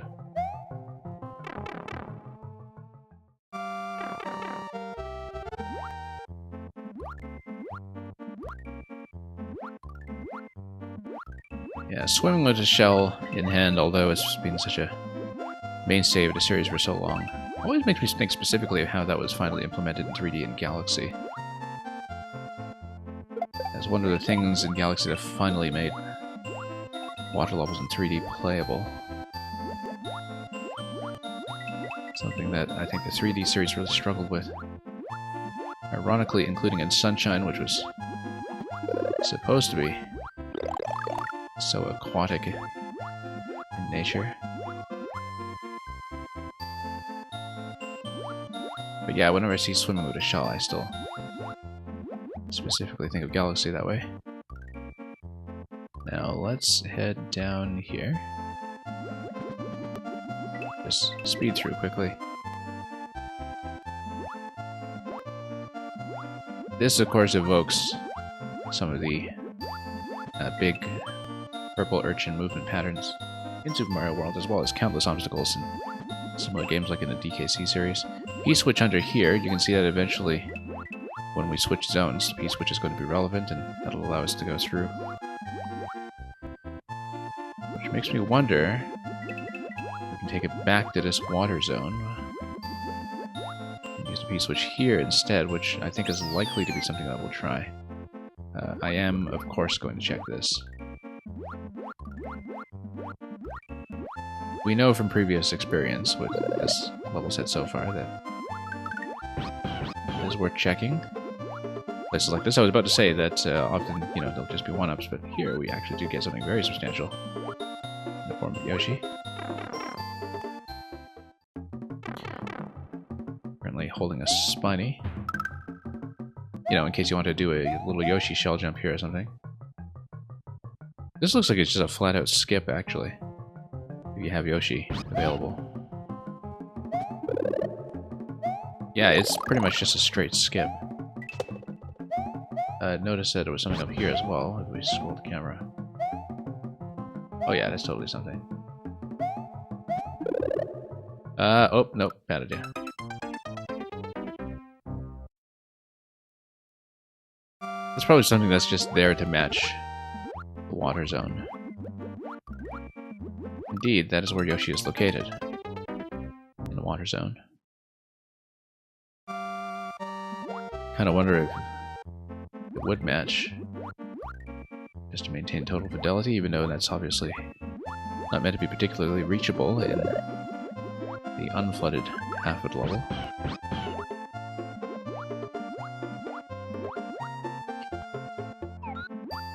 But yeah, if you don't get Yoshi, you can proceed on this side. We'll just look at it just to see what happens.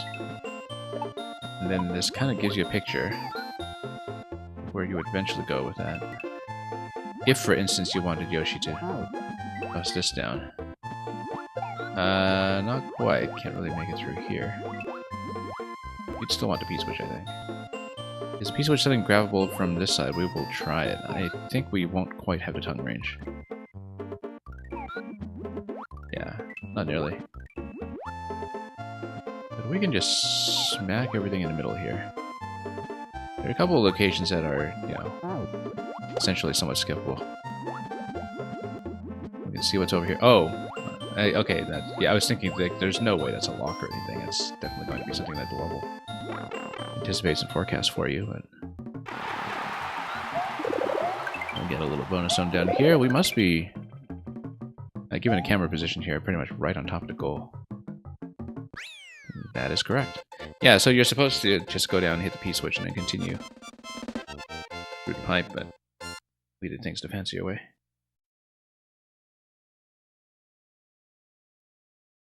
And yeah, if you do get Yoshi, obviously you do get to skip a little bit as well, but I am pretty sure we found the objectively best road.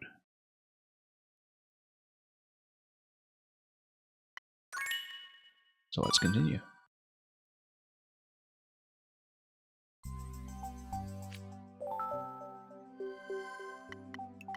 Shroom Skies.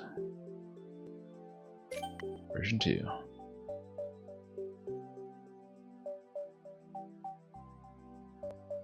And is going to send us back into New Soup.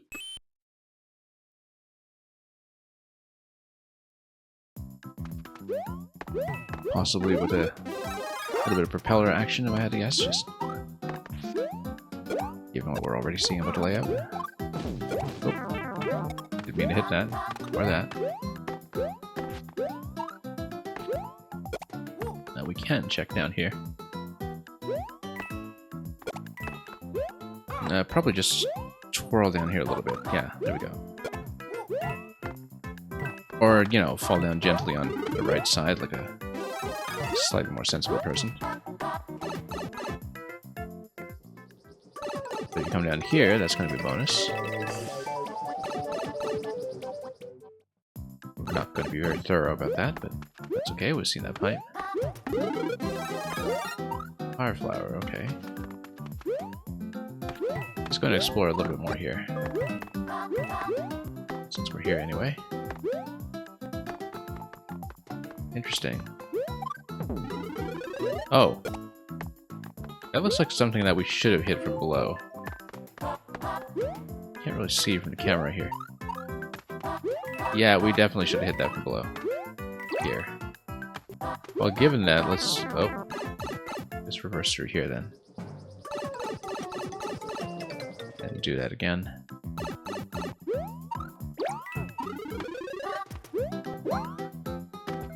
What if we can actually get enough height off this wiggler to wall jump up? Not while the Goombas are there. Goombas are still hanging around. Let's just do things the slightly easier way. For once. And climb. And see what's over here. Checkpoints, interesting. Yeah, checkpoint in what is presumably the optional zone.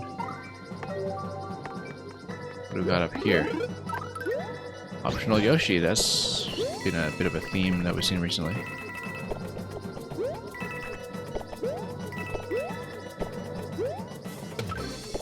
Not that any power-up is going to be useful with optional Yoshi at this point, but...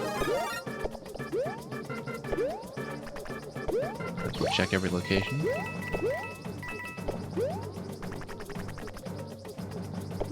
Just to see what the camera's going to do for me.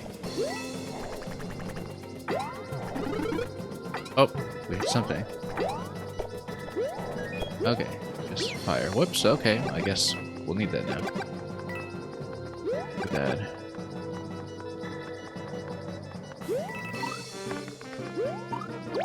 Then, send me all the way up. Given a checkpoint and also the length of this sequence, I guess this is probably the intended main road. We couldn't really have known that. Oh, looks like, yeah, in order to get over there, we do need Yoshi for the flutter. There is no other way that I can see. But we'll mess around with it regardless. Yeah, it's just a question block, though. Probably just one of if I had to guess, but we won't really know for sure. And, okay. Well, no, I was about to spin on top of it and get it applied, but we'll take it. And still get to top. Oh yeah, Mario time.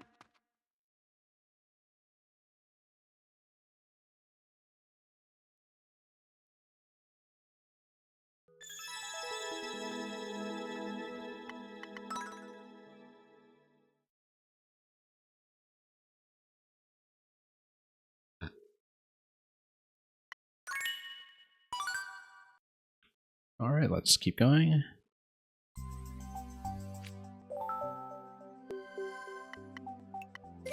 Creepy Climby Crypt. Yet another version too, yeah, lots of these. Both Deja Vu and Magic Cooped Up we saw in previous versions, of course. And I'm sure these are probably just checkpoint patches, but we'll definitely revisit those and take a look. This one, however, is going to be new to us.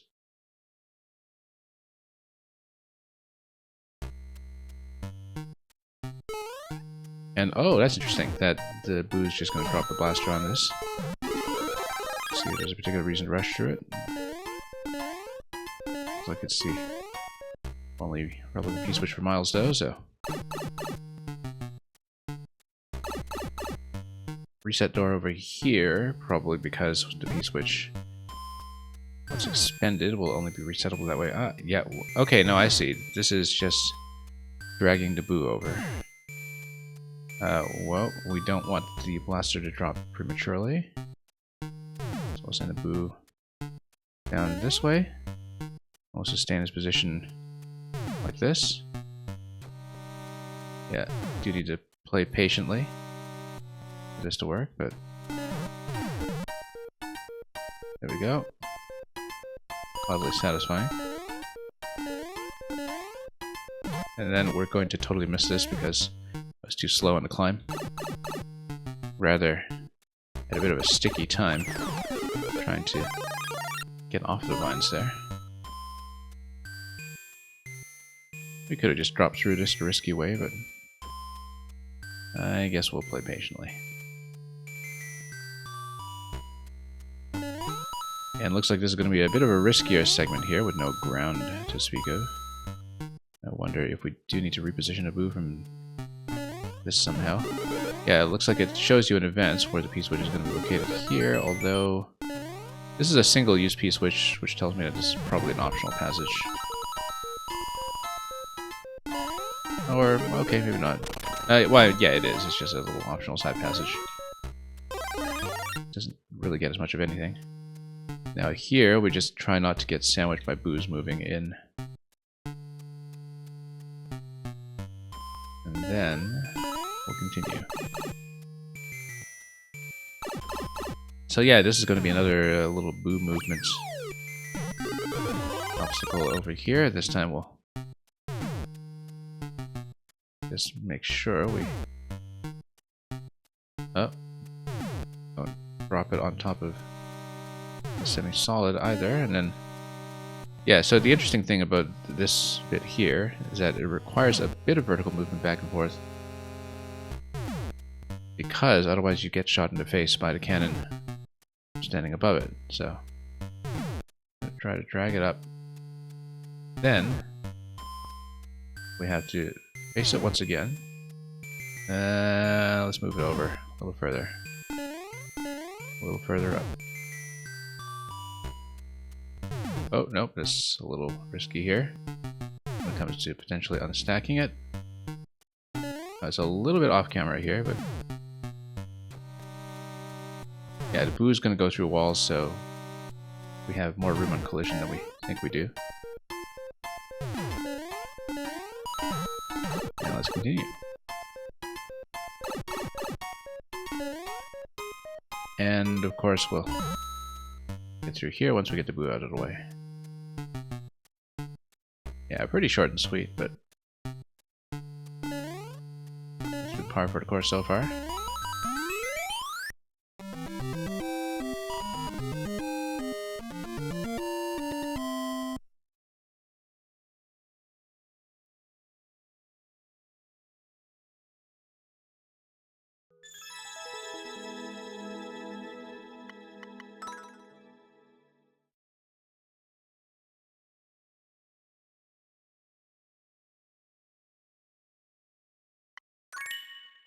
And let's proceed.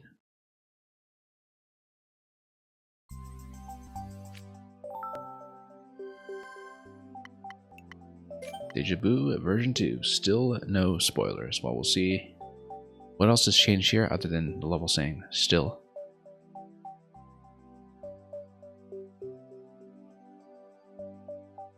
I mean, we know the original solution already, so. Given the nature of the concept, though, I wonder if it's just a matter of it being checkpointed or if there's something else going on. Probably changing some of the signals as well. If we had to guess.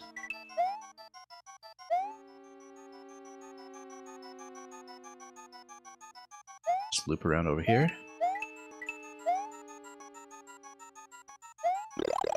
Oh, just a mushroom, as we know. And we proceed this way.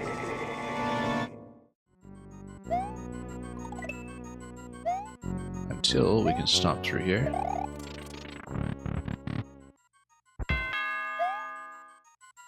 And next we have the whole bit with the P-switch.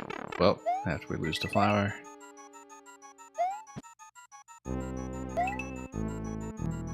And we'll just continue until we get to where we want to go.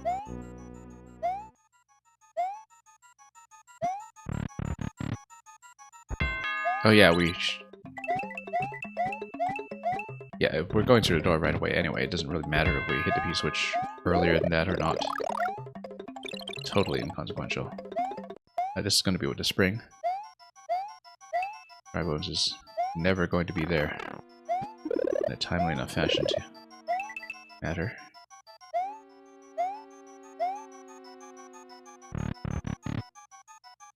And then, yeah, very nice of this level to just signal immediately that that was the door that we had come through the other way.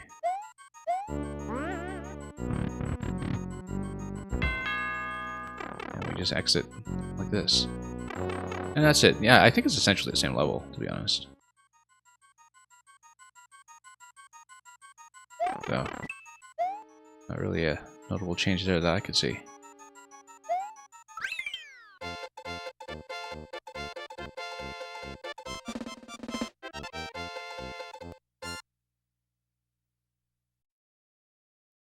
We'll see if that's the case as well for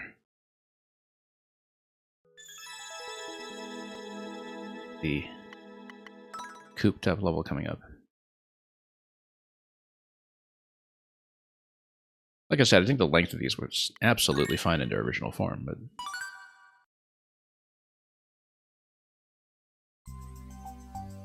I kind of wonder how the clear rate compares. You've got 10% on this one here. 9% on this one here. Yeah, essentially the same. I don't think any kind of checkpointing change was at all consequential here. So, for example, this one was previously, what, 13% already? Very gentle ride. This one is bumped up slightly, so I'm sure it's just a checkpoint that was slapped onto it.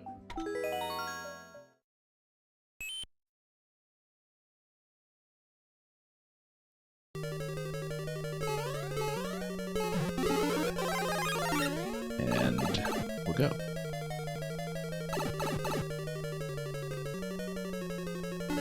And yeah, everything just kind of slots into place quite neatly.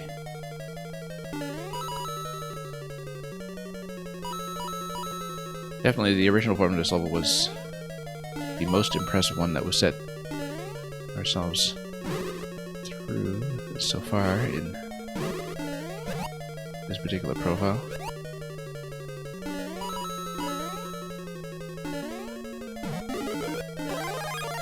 And we'll grab that and continue this way.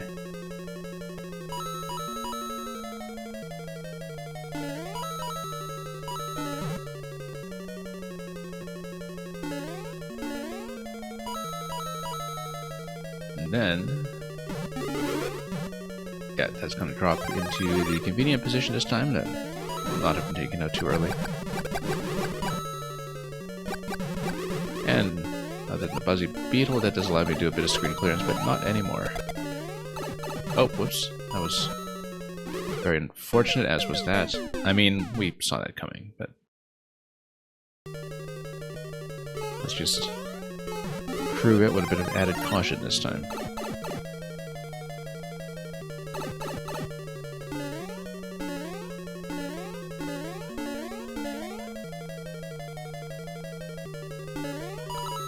In the box.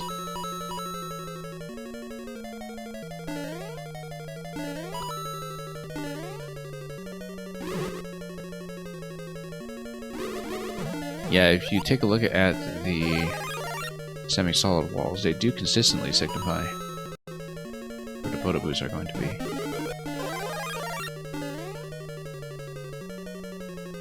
That's something that does get established pretty early on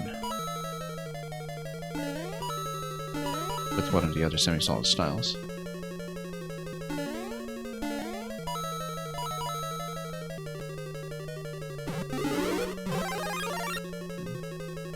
And sure, that Koopa's just going to totally block that position here. Very inconvenient, but luckily we did have the flower, otherwise that would have been a pretty serious problem.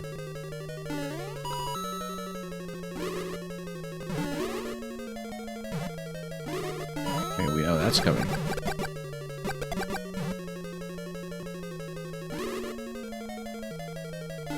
And yes, checkpoint inserted here. Exactly as we expected, even in a place we expected. And of course, my necessity is before height. So, this whole setup here can continue unimpeded. Poor Buzzy.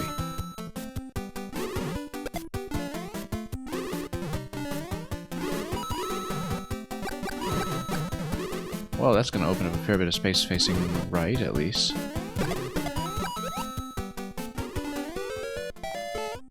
And Mystery Mushroom is going to take precedence over Fire Flower as we, you know.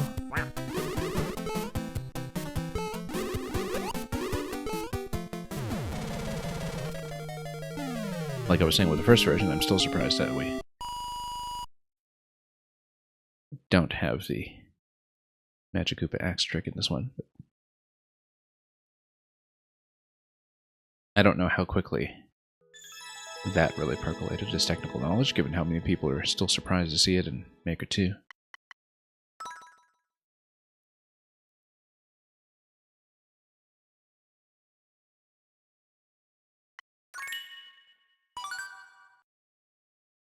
Are we out of the version 2 woods yet? I don't know if we are. Sneak attack ship. Okay, getting into some new material here.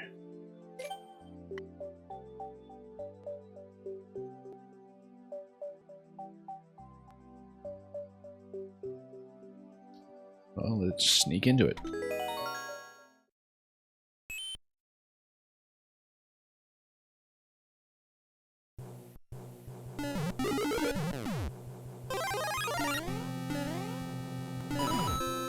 And there we go.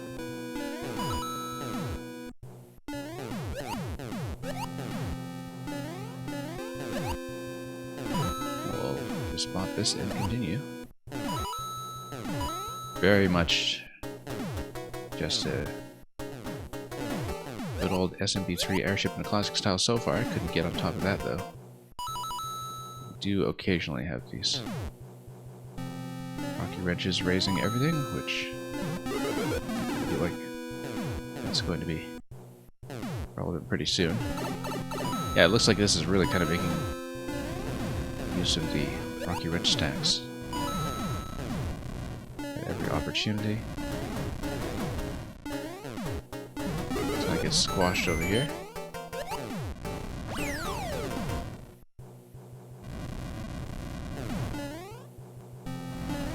Yeah, it looks like there are multiple passages here that are merging a bit. Just pop that if we can. Whip him in the face. Oops. Whenever possible.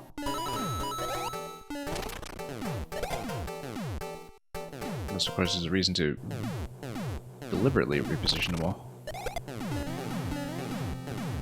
It means that we can just fix the facing direction of the cannons the way we want it. And looks like we should get out.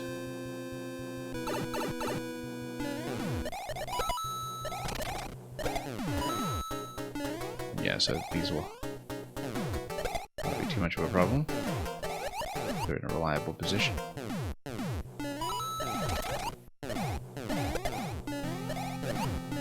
Oh. A little dangerous the way we're playing here, but checkpoints are going to be very frequent.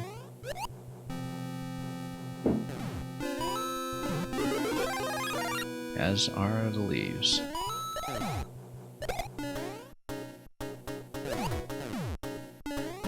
And we got a thwomp coming down. Oh, took some damage here. Is this going to let me up? Yes, it is. Just for a one-up, though. Not much beyond that. Let's not get hit by the cannons here. Just gonna lock the thwomp in place. Yeah, so it just raises the turrets a little bit at a time and makes them available. Now we can't just whip everything in sight anymore. That does change things a little bit.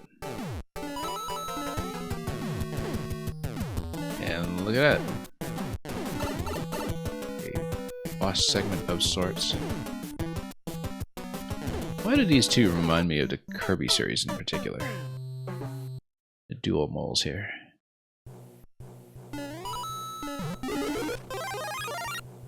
And anyway.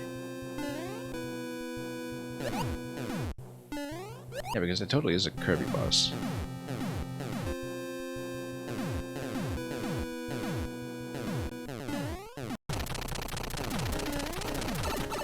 Oh, got hit. And yeah, we previously went on top already, so... No immediate need to check that. Now, if we just stand on top of the blasters, of course, then we can also silence them for a little bit here.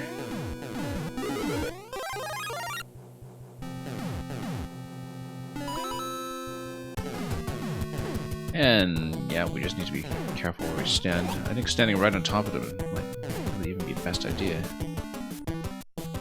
Not that we can position that very accurately or very often. Watching the firing pattern does matter as well. We just drop these. We didn't absolutely need to hit the B-switch. And it's just going to be coins, so... we'll grab them anyway. Oh, and we'll see that this is something worth the wait. Perhaps. Here I've installed the crates in the cargo hold.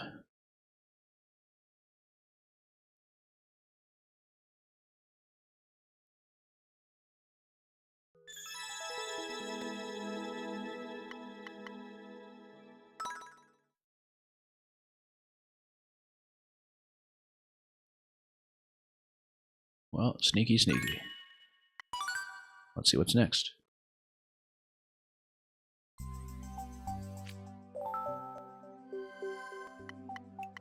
Yoshi Panic. Can't wait for Yoshi Literature Club. And look at that, it even has the coin shaped like an egg here in the thumbnail image. Once again, a bit of an explosion of plays on this one. I guess we'll find out why.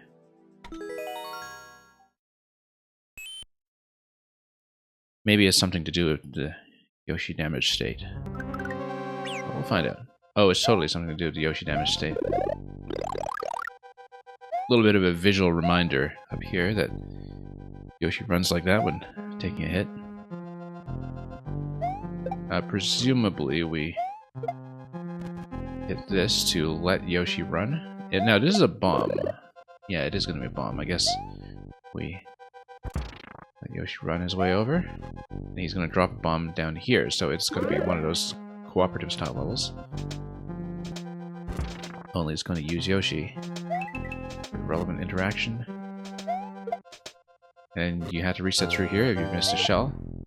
And then you let Yoshi run. Where is he?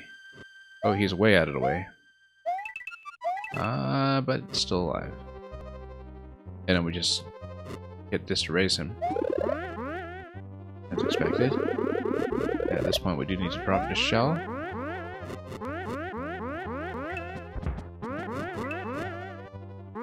Then P-switch is going to synchronize over here.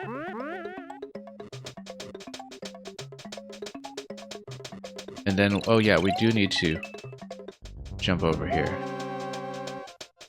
to raise him and raise ourselves, so... And he's going to keep running. Oh, no, he's not. Oh, we just need to ignite this. And we merged in here probably because there's going to be a checkpoint coming up.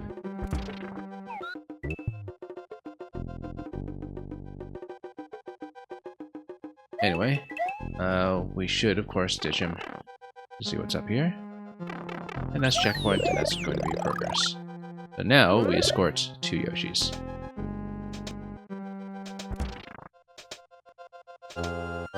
That's going to require me to bring something back here. We'll find out what. Probably shall. That is correct.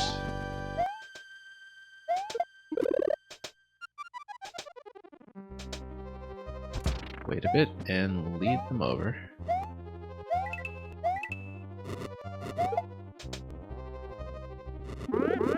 Yeah, very similar to some of the cooperative Mystery Mushroom themed stages that was seen, like with that dual Koopa one by Waryutsu, which also reminds me that because of the conceptual similarity with a lot of levels by Atlantis, we still need to feature in Mega 1, actually. We still want to get to him. Anyway, we're going to drop Yoshi over here and grab the P-switch, which will then allow me to proceed with a limited amount of time to get through this, but it's fairly relaxed. This is obviously a shell jump, or not. Yeah, we ditch. Actually, I should have taken a shell with me, just to see what happens. We totally could have done so, but just didn't up throw on a shell up here. Not that an extra shell gets me anything here, given that we just have shells available. Yeah, the idea is that you send Yoshi down here, and then after that... Oh, you do need to hit both of these in quick succession.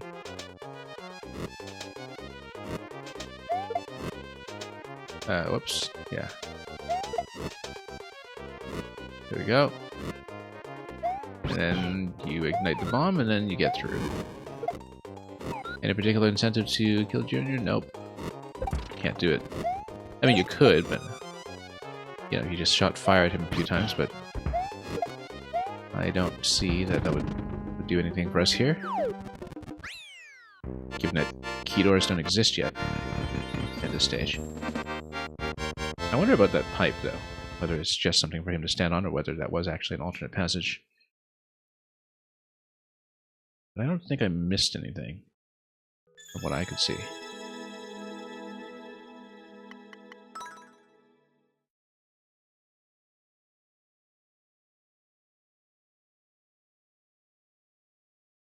It kind of seemed like it was a location you could drop through, but... No, because you would need to destroy that gate at the end anyway. Yeah, no reason why, as the player, you would come out through that pipe, I don't think. Although, I guess you would drop on top of the bomb. There were, in some cases, lower pipes that we didn't check, but I'm pretty sure those were just resets. Would be surprised if they were anything else. Anyway. Once again, you can see why that was explosively popular. I think Yoshi in a damaged state as something like a puzzle solution is something that takes a while to really be cultivated. And here, of course, like I said, similar to a lot of those Mystery Mushroom levels that are kind of mock cooperative. You see a very similar duet concept here. Here's Perils of the Perplexing Pyramid. How perplexing? Let's find out.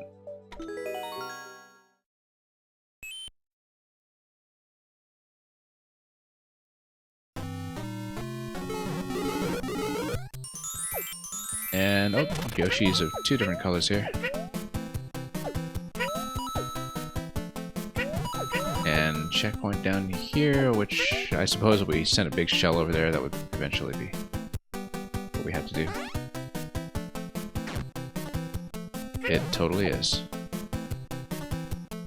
Well then, let's send this over this way so we can... Oh, I was hoping to dunk it on top of the platform so we can move it up.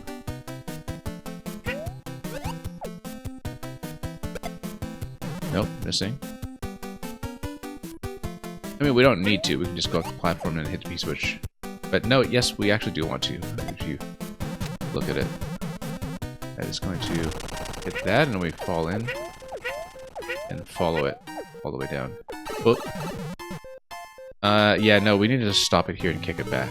We just didn't really see that properly.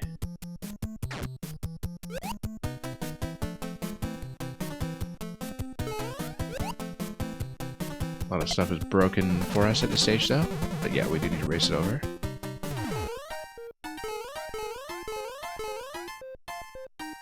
And then we reverse, and that's checkpoint.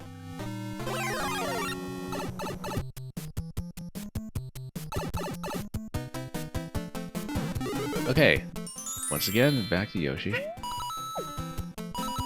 And then I feel like some of this looks relevant.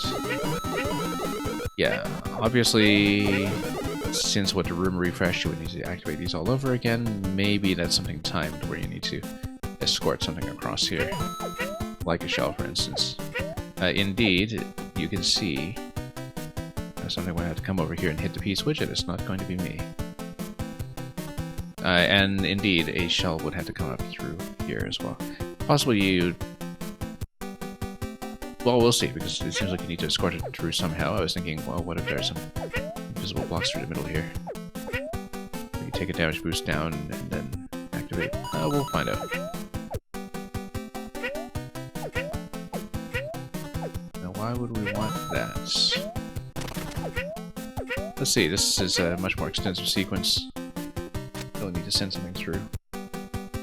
Yeah, it actually looks like there's going to be a shell drop on the left side here. These doors are matched accordingly. Oh, it's a chomp. Okay, it's a chomp escort. That makes a lot more sense, because I was wondering if it's a shell, how could it possibly hit that P-switch that's at the end of the sequence? Nope, because the chomp is just going to jump on it. And we do need to send platforms down so it can make its way across. Whoops, without hitting that. Oh, we dropped it. Oh, wasn't expecting that.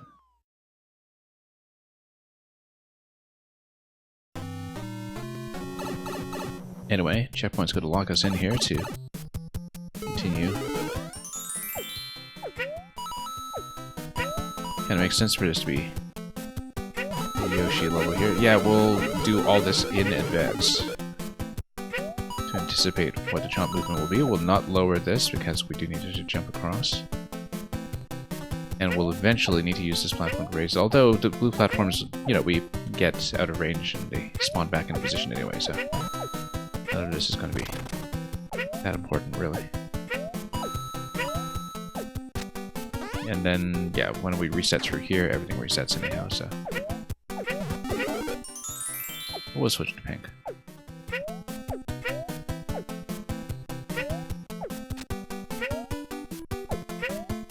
Yeah, this was a bit of a problem anyway.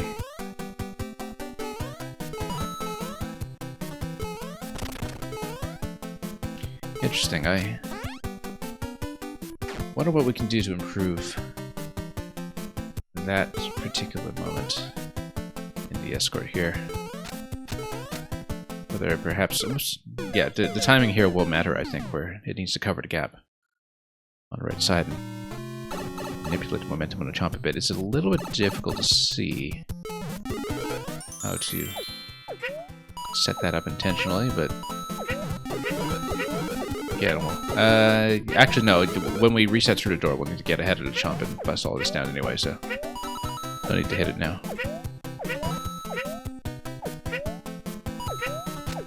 Let's just reset it. Switch to pink, very necessary step.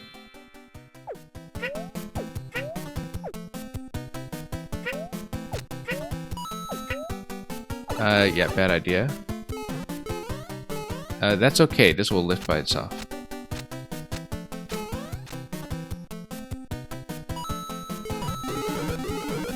And it will just hit everything without killing it. Nearly killed it.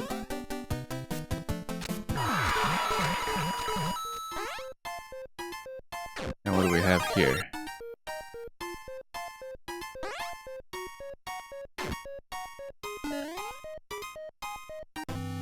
Oh, okay, yeah. This gate opens. Open on the left side as well. Probably some other escort this time. It's a mole escort. Eventually want to go through here. Looks like we want to hit the P-switch and open this up, but the mole will have to come in through here. Now, how will it do that? Let's find out. Looks like it's going to be quite a big wraparound, actually. We send it to the right, and then we loop it all the way back to the left here, over top. I think that's actually quite clearly going to be the case. Let's keep it alive until we have an opportune moment. Keep it here. Then we'll lead it down.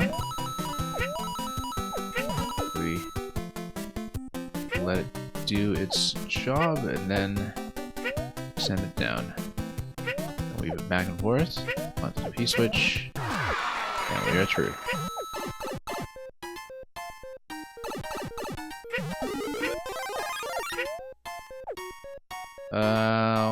Well, I guess power would be necessary here too.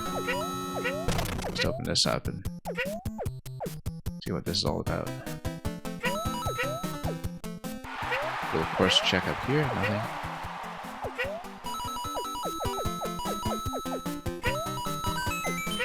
Okay, sure, we'll take that. I was kind of wondering if having the P-switch active at the end would do anything for us, but there is no P-switch to speak of, so at least nothing that would last that long.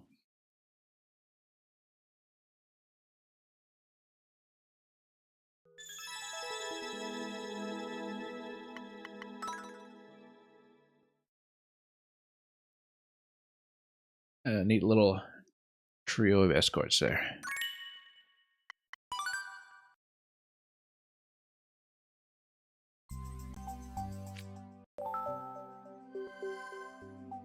Definitely one of the strongest ones in the set so far, I would say. It's a concept that, of course, you know, years after this we've seen in many similar levels by now, but having it presented so elegantly back in November 2015, I think must have been quite a sight to see.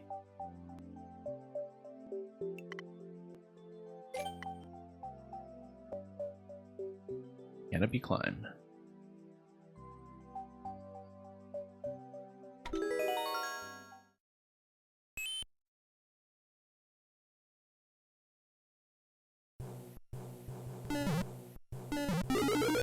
Well, looks like it's just a branch over here. And we're going to be inside a tree. Seems to be the illusion it's going for anyway, even though we are confined to two vertical screens.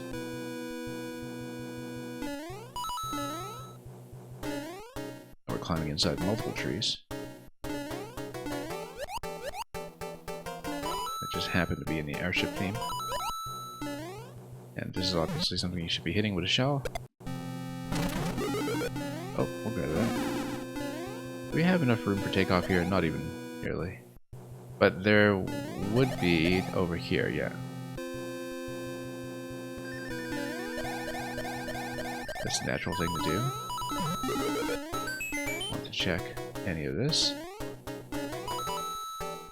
It gives you an alternate passage, basically, but not much of a shortcut. I don't know if there's much of an incentive to do this here, just the coins. Looks like another potential location to check up here, perhaps, but not so.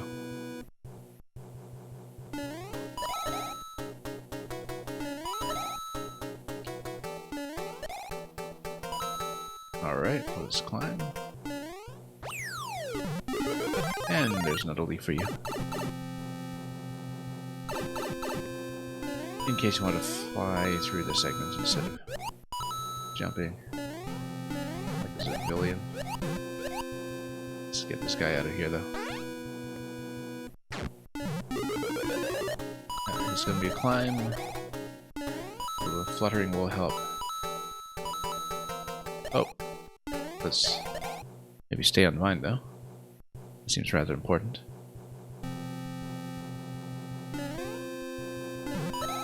Oh. And down we go. Yeah, there's gonna be shell down here, I'm sure. Although, I feel like we... well, we wouldn't get stuck necessarily because we can crouch jump out of it, but... You know, you did this. Yeah, you just have to crouch jump out of it. We need to bring a shell through there. Where was there an opportunity to bring a shell through with us? I don't want to see. Oh, you had to carry a shell quite a ways, actually. Yeah, I don't think that'll be worthwhile.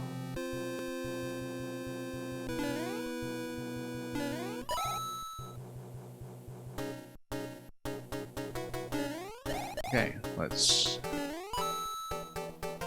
continue over here.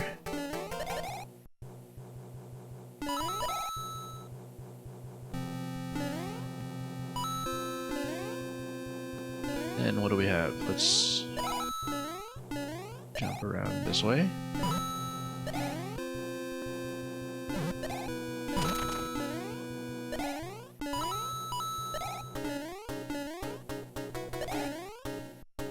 Oh, nope. Thought I was going to fly out of that one. That was entirely too risky.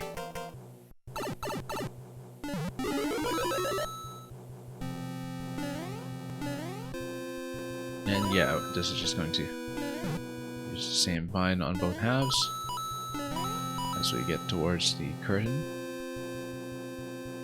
Oh, there's something to fly towards in the ending here, but we'll grab the clear. Yeah, you can see the branch that's up top. Possibly just a one-up location.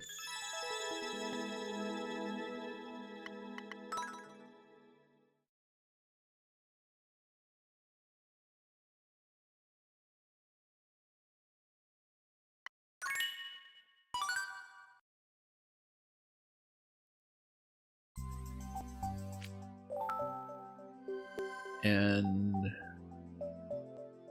yeah, it's climbable. Doesn't seem to really get you anywhere though. Maybe worth checking. Looks like there might be a passage there. Yeah, let's continue. Koopa Claus's Horrible Holiday. This is in December 2015, getting into the holiday season. Hence the theme.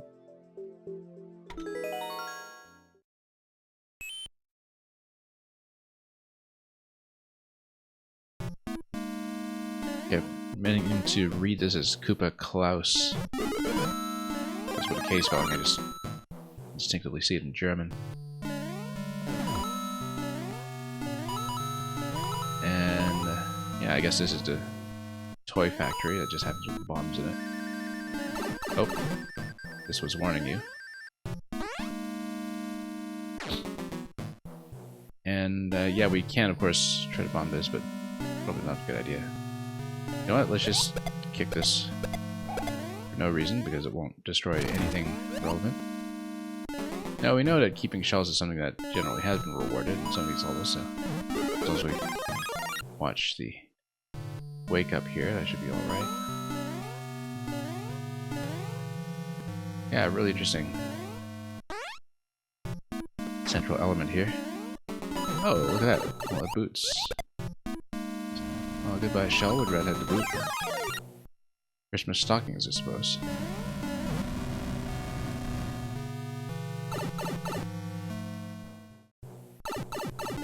Thought it was something like going down a chimney there. It looks like that. It was actually coming up a chimney if you look at it properly. Because you stuff the stockings, right? And then... well, you stuff yourself in the stocking. You climb under the hearth. And oh, these are the reindeer. That's right. I don't know if we can get up top to that one, but if we had the boot, we could have jumped out of that, perhaps. Let's see, but no, let's get back into stalking here. Really lovely reindeer design, in fact. I have to give that a lot of credit. The reindeer are also pooping bombs on you. I don't think they're pooping there, but that's okay. Close enough.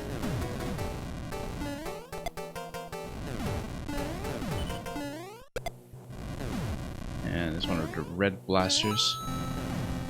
The red blastered reindeer.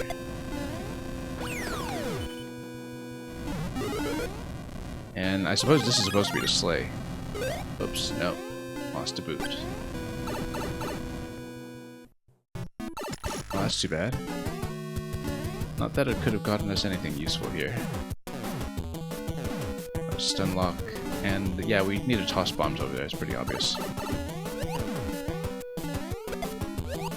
And thanks to the conveyor, that will be left in place. So the wall deflection is not going to be an issue. Nice way to take care of the wall deflection issue with make one throws, in fact. That's going to drop the blaster on his head, and that's it. Good way to do the boss, too, that given that boss keys don't exist yet at this point, that you actually do have to defeat him, but because the defeat and the gate opening is the same interaction, the same thing. So, rather elegant way of doing that, because I think in the absence of keys, people generally struggle to force boss fights like that, or force boss kills. I think the reindeer design was definitely the highlight here, though.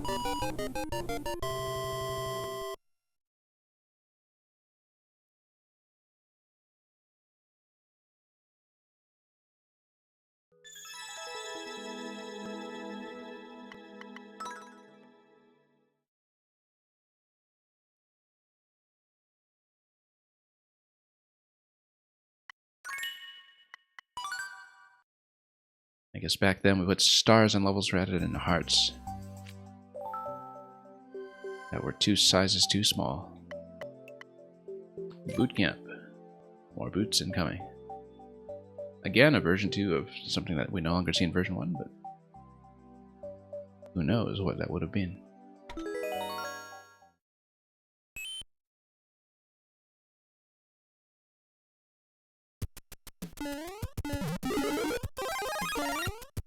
Kind of nice to see a maker this popular that committed to revision.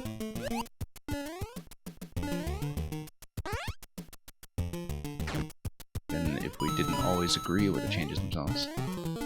I think sometimes, you know, people sit on a pile of likes and they're very reluctant to do much about that. Yeah, definitely you see a boot spot over here with that door.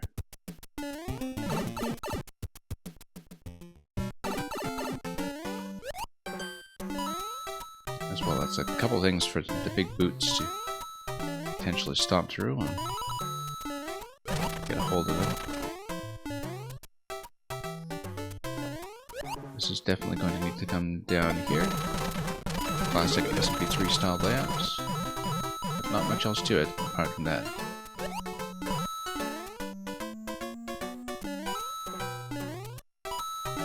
We will, however, have a boot available, and yeah, we'll eventually have to trade up to stomp through the munchers.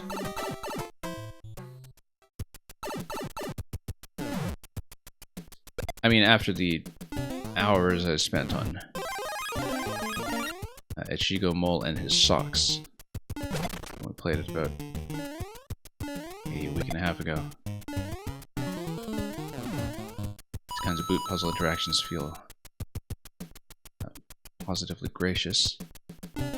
Let's see here, though. Yeah, lots of potential boot stomp spots later on, so we'll just keep an eye out. This is where we came through initially, which tells me that we'll come through here. Some of these are meant to signal the boot requirement, perhaps.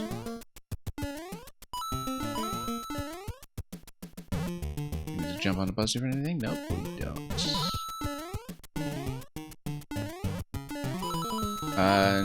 Oh, that could be done with a damage boost, and I think it might almost have to be. Yeah, look at this, the spawning issue here, of having munchers just load on top of the shell after the shell gets locked into that placeholder location. Ah, okay, no, it's not going to be a damage boost, it's going to be keeping this. That makes a lot more sense. We'll just progress through a boot type at a time, something that we've seen with a lot of boot extravaganza levels already.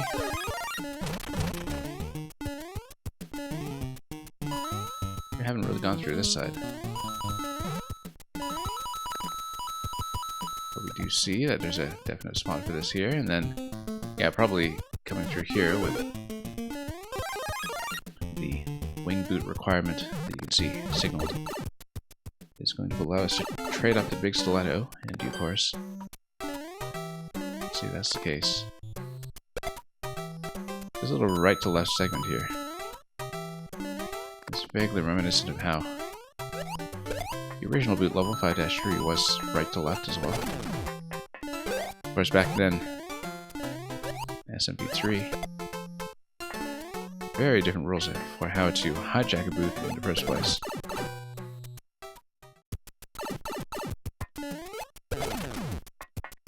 Stop through here, and we'll see what else we can stop through. As we go. Probably this. Oh, couldn't quite see. Well, I guess that does get you close enough to the goal, though. And you can't actually climb on top of this one, by the looks of it. However, you can take a big one and see.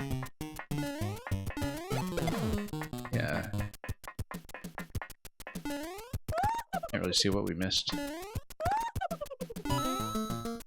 We've got a coin for our trouble, so we'll take the clear.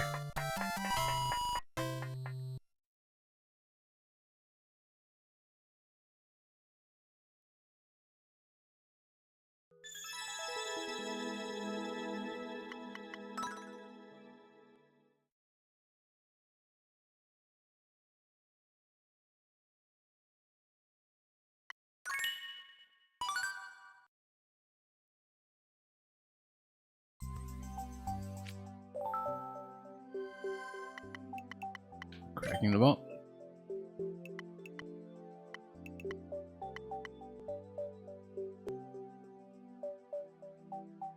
Oh, we see something that looks like a code entry with the POWs over here. Might be a fairly early example of a code entry level. Well, that's not entirely true, because prior to the checkpoint patch, we actually saw that a lot of people try to get around the absence of checkpoints with various code entry mechanisms, so there was definitely an impulse to research a lot of that stuff early. But here, of course, we see the checkpoint flag there. It is going to be a code entry of some sort, where you hit the P switch to activate the door.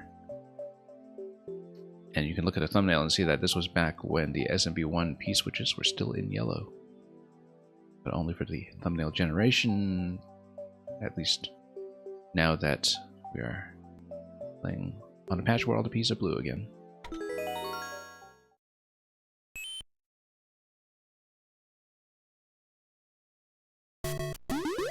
Okay, dollar signs all over, hence Wario heading in to break the bank. And yeah, so this is telling you right away that if everything remains in position over here, this is how the lock mechanism is going to work, that the spring comes down, hits the shell, and it opens up. And probably spawns a bomb off of that brick on the right side that walks down and blows things up for us.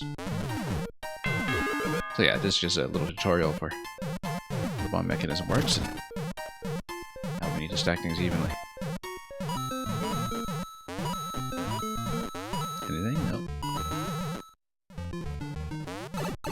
Reset door in case we need POWs back. Oh, this is like that vaguely looks like a face. Is it Wario both ways? Yeah, I guess so. Probably shouldn't spawn to that, but... Oh, it looks like this is actually the way to progress. Wasn't expecting there to be this level that just opened up for you. Oh, nope. Hang on, let's check this side too. Cameras. Yeah, looks oddly, plausibly SMB1 like when it comes to the level design around that central portal.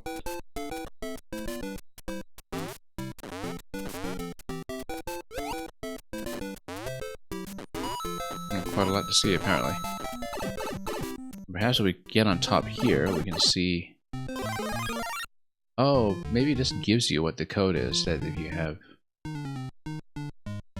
this column, it's 2. Yeah, you probably need to find 4 clues. That's what I'm getting from this level. That you find 4 clues, you find a key room. So second room's going to be 2. Now the question is it 2 hits or is it 2 POWs remaining? That's going to be open to interpretation here. I would expect it's 2 remaining. We will jump over here and see. So yeah, this is actually going to be a little bit nonlinear, where you have an incentive to explore as much of the level as possible. Whoops.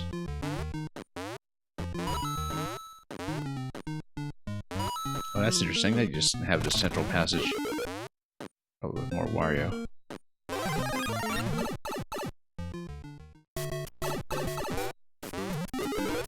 Steadily understand the layout, perhaps. I feel like this is going to be a clue room. Just have a hunch. Yeah, it's going to be 3 over here. So first 2 numbers are 3, 2.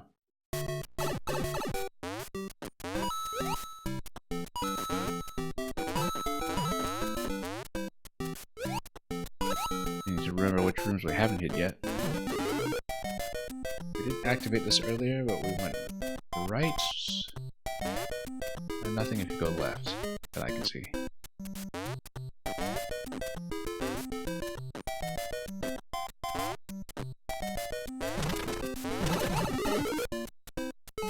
That potentially helps, but let's grab it then. Oh yeah, I see. Let's get down here. 2. 3, 2, 2. And we'll get out of here and find the final pieces of code somewhere. Haven't really checked all the pipes exhaustively, but we'll get there.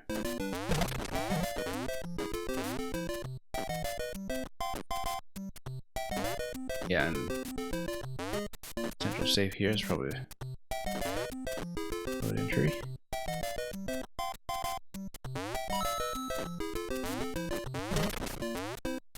Oops, missed every jump. So we've been down here. We actually hit the question box for any finds or anything on top? No, I guess not. We've been here, we've been here. I guess we'll just reverse through this. In case we miss something else.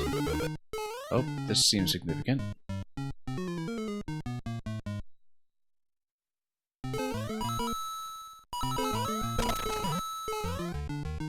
Okay, 3, 2, 2, 4. Again, we'll see if that's POWs remaining or POWs to hit. Don't know what would be more intuitive. I don't think you can really tell either way, given layout. That clue. But it's easy enough to reset if we do it wrong.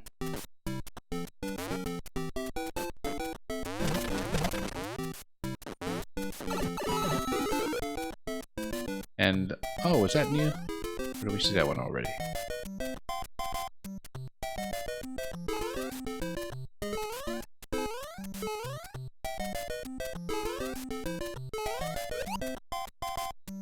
Oh yeah, this is just another approach to the same side over here. So, back to the vault. And this is going to be the key entry room.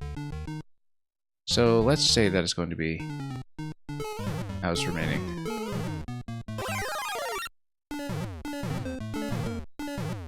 Makes more sense, I think, to match what you read visually.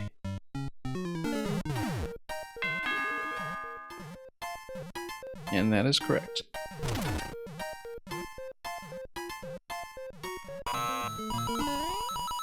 And here's the vault.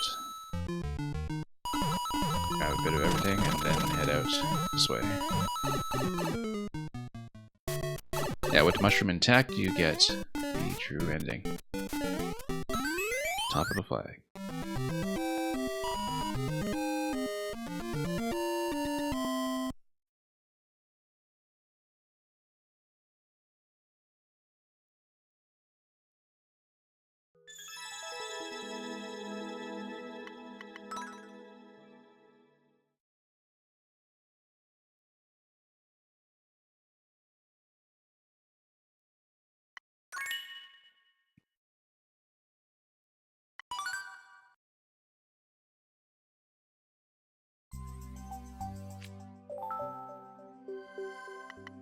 Okay, next we have airship heist. Engaging in quite a bit of thievery here. All of a sudden.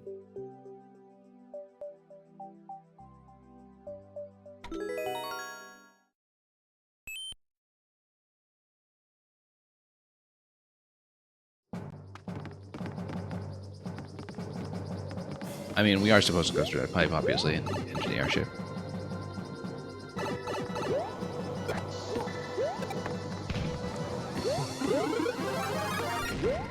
Nothing to break just yet.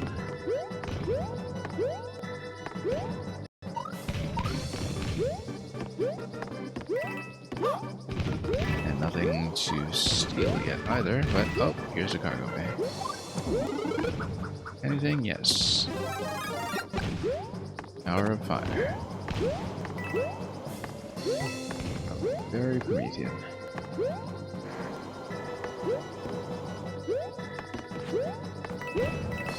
We need to bomb for anything, not that I can see.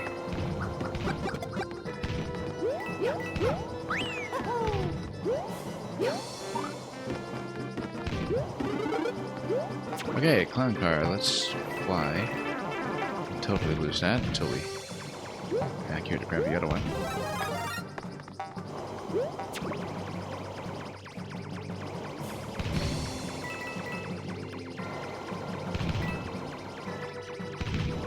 Then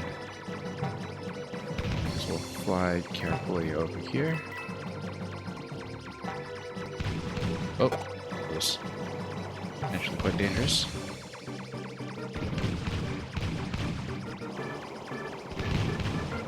I like how you can backtrack through basically the entire level with the handcart in tow, and that's back the centerpiece of the concept here. There and back again. I saw early on that there was something over here. I was kind of wondering if you could just skip it by jumping on cannons, but no, given the bow of the ship here, apparently not.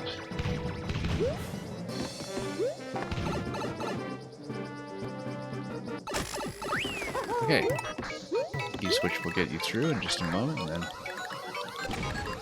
we'll see what this is all about. Seems to be quite a lot breaking up above. I think we set off an alarm. A fiery alarm. Junior is going to defend his property. That's understandable. And entirely fair.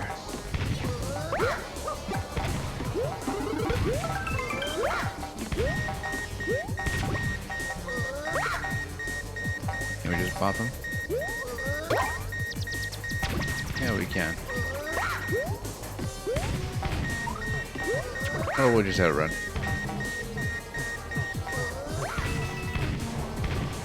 Oops.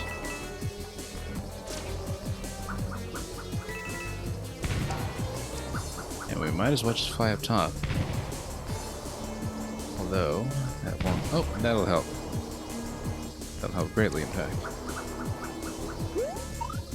Let's grab it and go. Oh yeah, Mario time!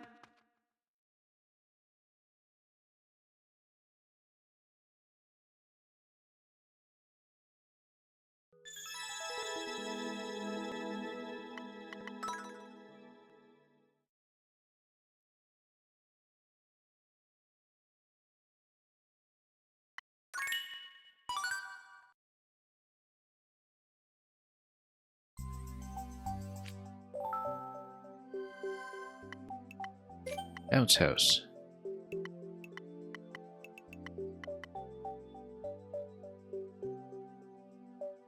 This is going to be after the bumper patch. Bumpers did come a little later in the game, I think.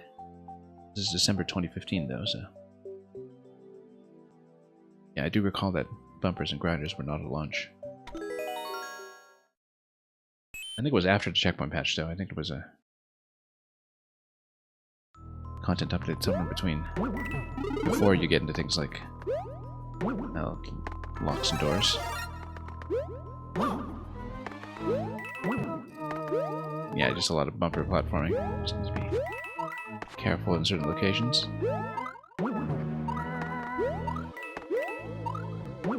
We will chorus check. Ah, okay. Looks like it might be exit only, would it be? No, it isn't. No, it's a P-switch coming out of the pipe, so you do need to get up there to grab a P-switch by not standing too close to the pipe. Then you hit it, then you get through the P-door. Yeah, that's what it is.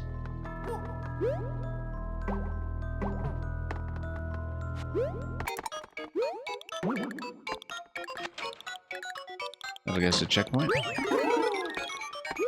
And then we ride. Oh, oops, that was incautious.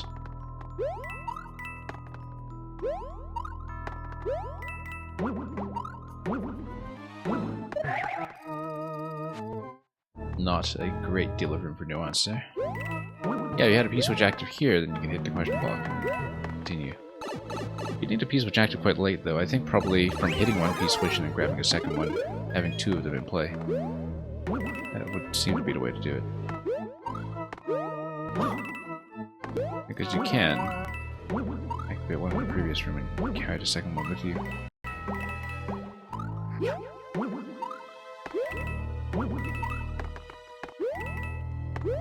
Just to speak hypothetically. And we'll bounce away up.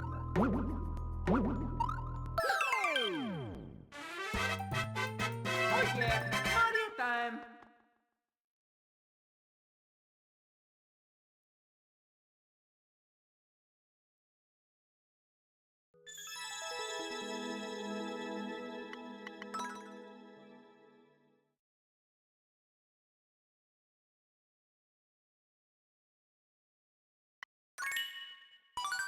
Let's keep going.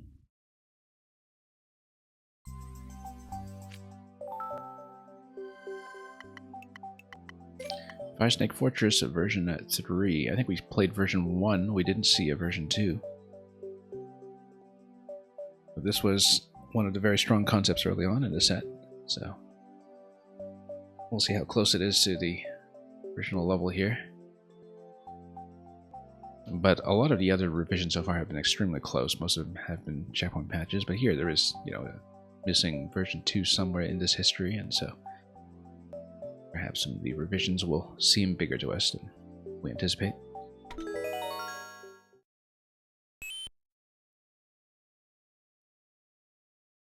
But yeah, this was already quite a lot of fun the first time, so we'll get the feather right away from the start. Oop. I think that's something that's new to this version. But again, like we were saying, having the cape mostly, if not entirely, be used for the slow fall is kind of an interesting change of pace. Really not something we usually see as the core of a cape-based concept.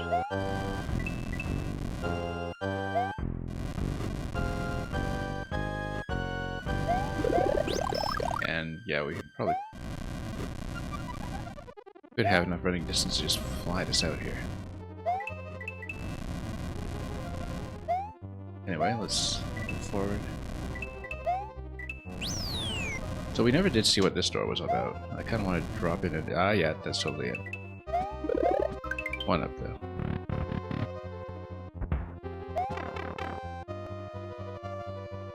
Glad we could just go ahead and do that with Cape Feather in tow.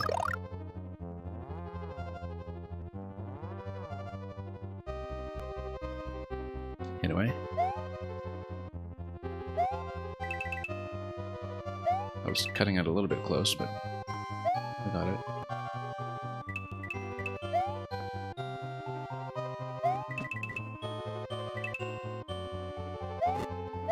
Oh, I was a little bit tight there.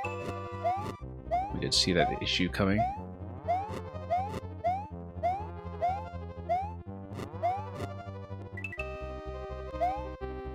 That was also standing a bit close, but we'll get a feather right away, so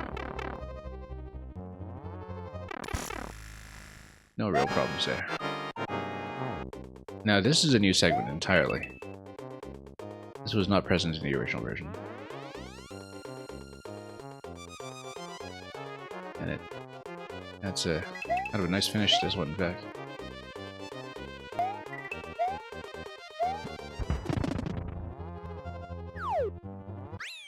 Still short and sweet at the end of it, though.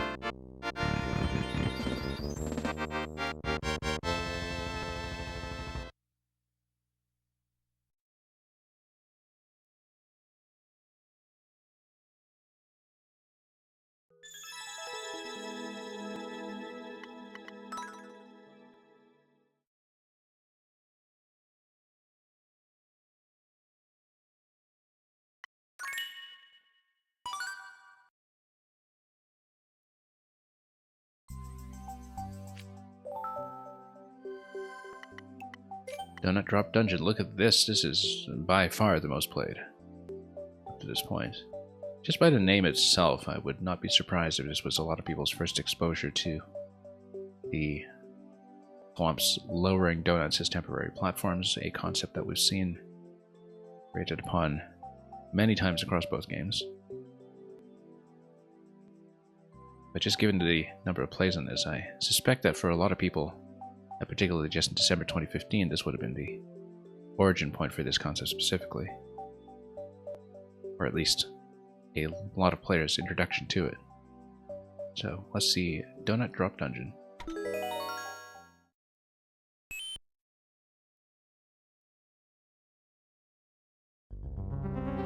Okay. And yeah, that's exactly it. It's going to give you the tutorial right off the bat.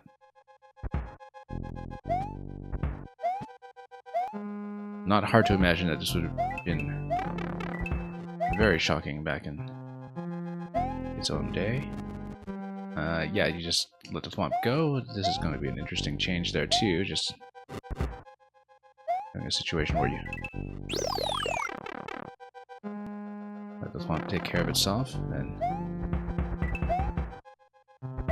oh, oops, there we go. Pretty close there. And occasionally having the Thwomp open the gate for you is important. Oh, whoops. Don't mind the headroom.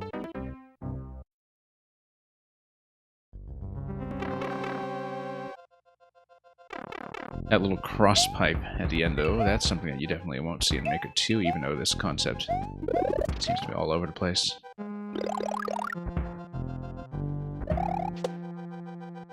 And thank you so much for the follow. Okay, let's let this one lower again.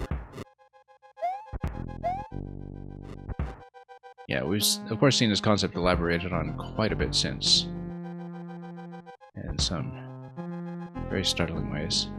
I'm trying to remember who it was who made a level of this concept in a very elaborate fashion for one of the Maker 2 YMMs. I think it was Cesium Atom, one of the Korean makers. They did a very elaborate donut drop level.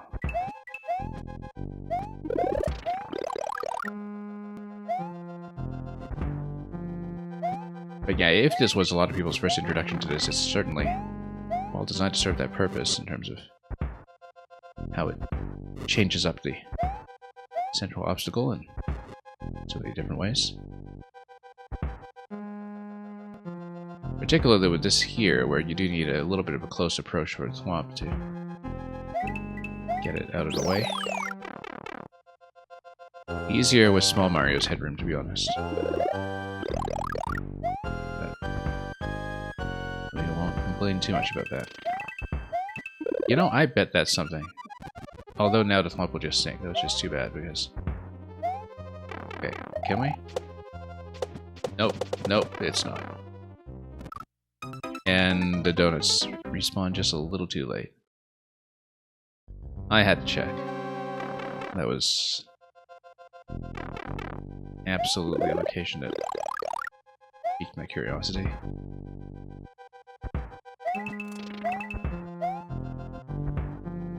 This is a neat little bit here too, just wrap around this kind of exactly timed to add a bit of tension. Look at this dangling semi-solid here. I suppose it's not really reachable on either side, but it does make me think.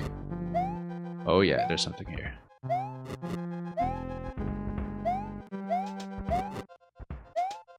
Yeah. Kind of had to get a thwomp put in range over there. Wasn't there a donut drop just now? Getting really close. Thought so anyway. We definitely saw a donut drop there moments ago.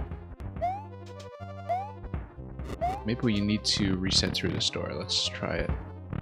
I do want to try it. I don't know if it was just a one-time thing. Then, yeah, it would allow you to jump up on either side. That looks like it's kind of a secret here. So I think it's going to be worth checking. Oh. Hard to get that timing, though. Everything being off-screen like that. We are going to try for it. That seems to be quite well hidden. Maybe even something we're not supposed to see yet. Whoops. Yeah, probably something we're not supposed to see yet, where there's a later segment where you run across the semi-solids up top and have to get across the donut drop. So we might be triggering something early that's actually from a different part of the layout. I mean, this is make one after all, where the rooms are going to be all contiguous with each other.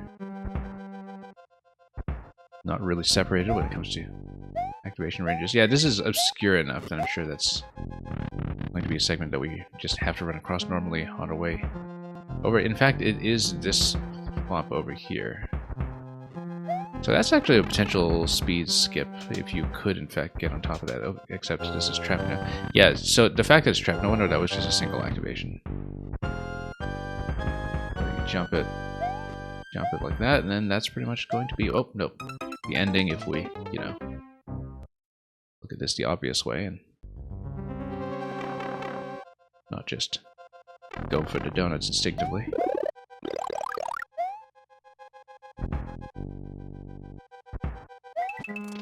Whoops. Find a headroom.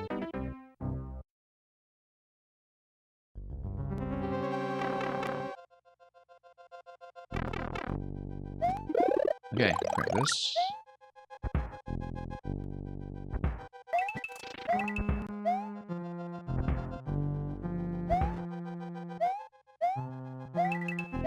But yeah, totally a speed skip over here if you can make it there in time.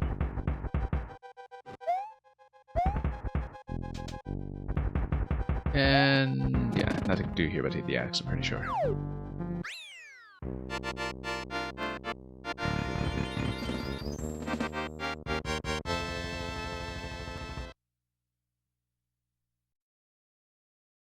See, the difficulty tuning across the board here has been relaxed enough that you can see how this would be the first exposure for a lot of these concepts to a mass audience in some ways, where, you know, you'd be more liable to see this in something like 100 Man on medium, 100 Mario on a normal, rather. I don't really even remember what the difficulty designations are because we just never really played much of the random draw modes in either game. But yeah, by far the most explosive one here, and given the number of footprints on it. Definitely something that looks like it would have been very significant for popularizing that concept at the time. Now, we're finally getting into 2016 here. Boo's Breakable Bastion. So yeah, everything here so far was just very early experimentation, which is why, you know, in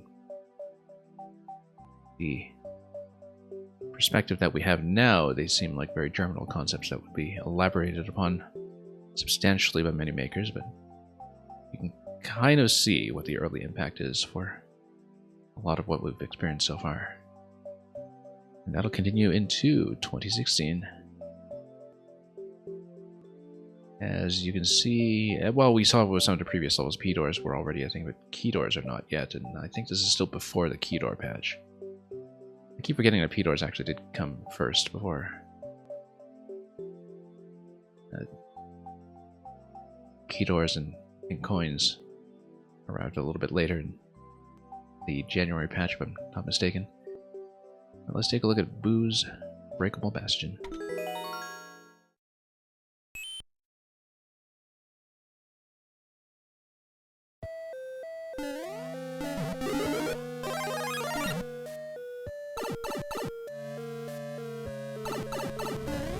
Okay. Oh, looks like a pipe that we just enter. Although we'll have to eventually wrap back into this room to hit a P-door, as you can see. Possibly some of these are managed. Pipe would obviously take you into the subworld, so it might just be an illusion. But see over here. Yeah, this will eventually be a spiny head location where you need to break this, and then you hit this. It's a breakable bastion, after all. That would make sense for that item progression to be the case. And there's the P switch that we were talking about. Eventually. Oh, nothing here, bit of a tight position, but that's okay. Dry bones will remain available.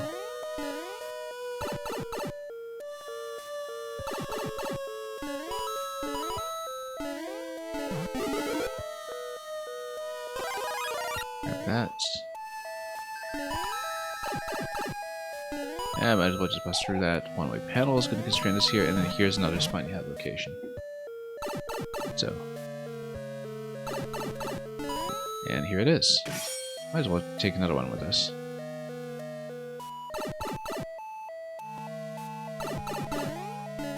And yeah, you do have to bust through this one, just given the one-way panel constraining you. Arrow did say left, but I had to check, so. I guess you drew a checkpoint. Although, oddly enough, I kind of wonder. Yeah, I thought we had seen a much earlier segment, but we'll wrap around to it, I think. An earlier segment where this was required, like at the very beginning of the level. This would just break immediately, so we're not going to take that. And yeah, this is, again, meant to evoke the continuous space going through that pipe, but they're obviously separated into main world and subworld. So we'll be heading somewhere to eventually work way to the P-switch. We'll drop this shell at this point.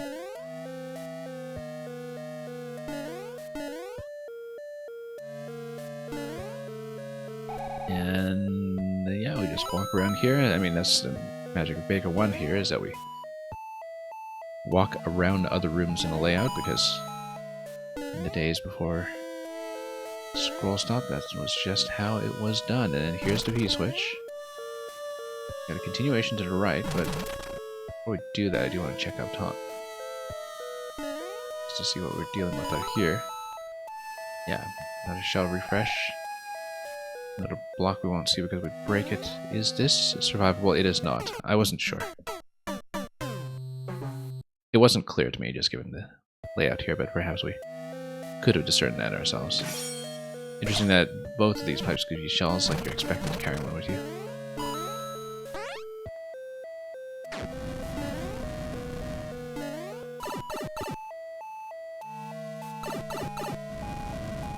carrying one instead of wearing it right away. Well, no, you do need to wear it right away to break out of there. I was thinking that maybe we'd get a chance to see some of those question blocks that we didn't just put on a spiny hat right away, but no, we do need to.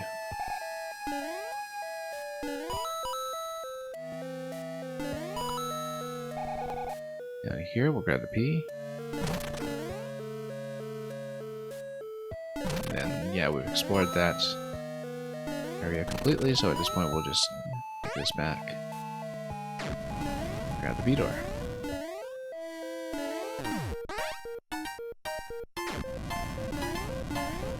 Then, oh, I wonder if we just go through this match P door. Oh, no, that's just a goal. Okay, we'll take it. Yeah, because that's the first time we've actually hit the top part of the pipe in the subworld, I guess. Didn't expect to hit that right away. Let's mark it.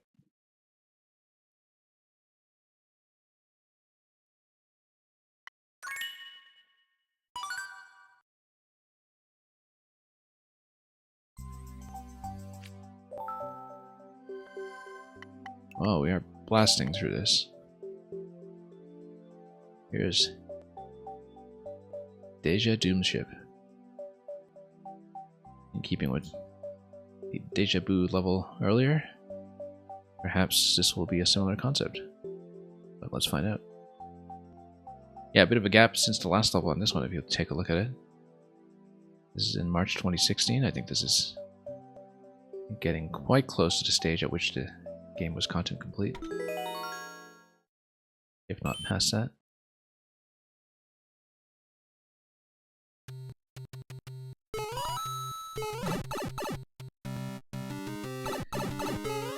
We've definitely seen quite a few airships in this profile already, in various configurations.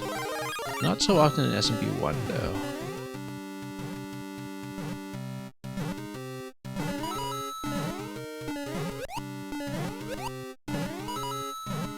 Yeah, this is a maker who likes shipbuilding. Nothing up there.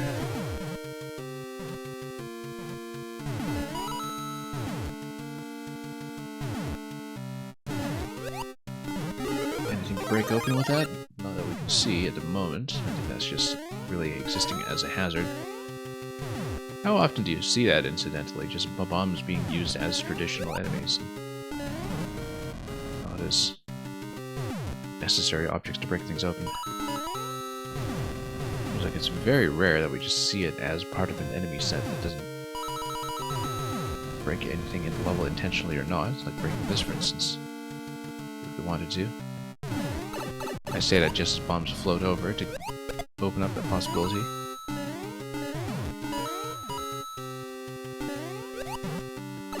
Oops. I feel like we eventually will have to bust some of these.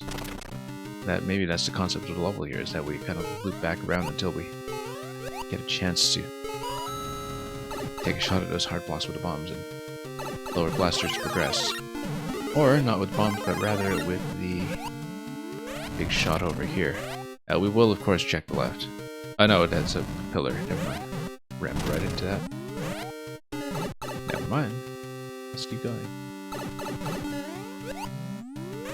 Break things open right away.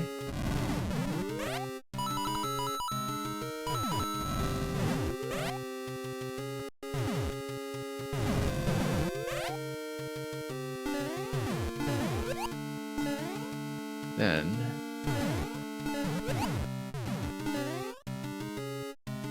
let's continue this way.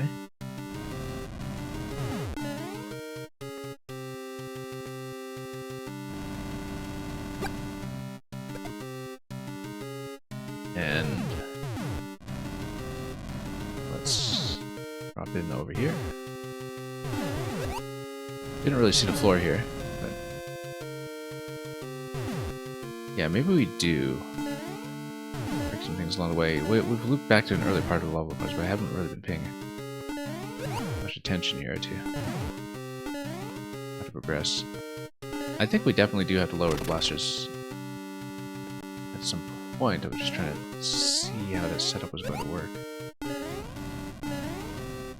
Definitely we need to get up to the top layer somehow. But having opened this up... No, we just loop back around. Okay, yeah, we need to pay closer attention here. I just kind of lost track of the concept that we're already totally expecting at this point.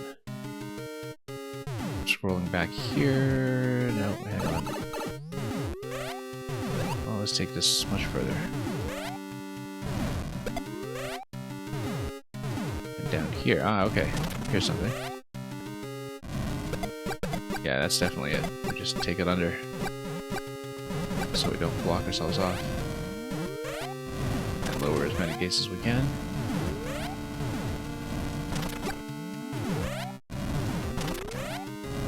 And just open this up. And once we're here, we get the opportunity to make the clown car pretty much anywhere we like. And probably blow open the gate that we know is coming closer to the top right from having visualized it earlier, and yeah, that is indeed the car required gate. There's a big X here, though. I wonder if that's telling me that this is maybe not the ideal location. Or telling me nothing at all. Just giving me some points to work with.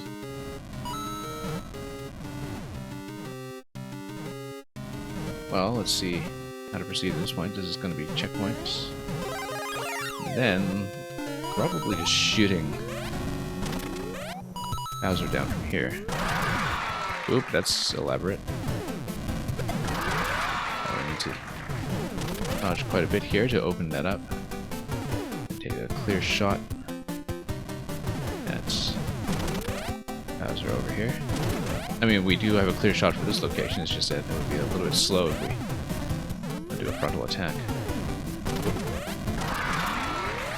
Of course, we do want to keep the fire flower as much as possible. Just open that up to use projectiles. Once projectiles are down, then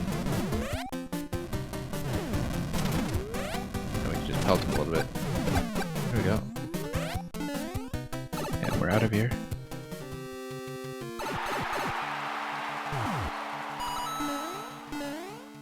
Probably just spawning a bomb over here.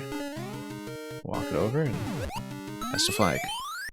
Very nice, thematically appropriate finish.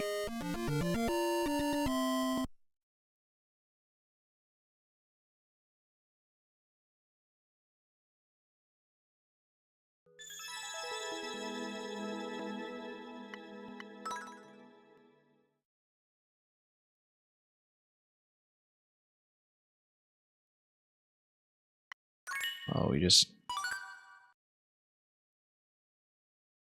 blew through this list. I think we're getting quite close to the end.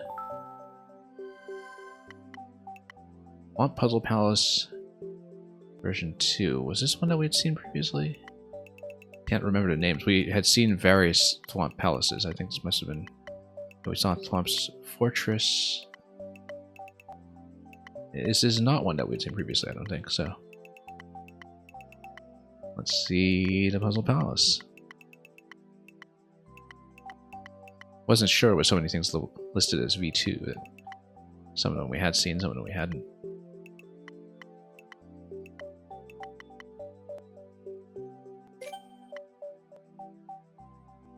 That's getting deeper into 2016. Well, still in March.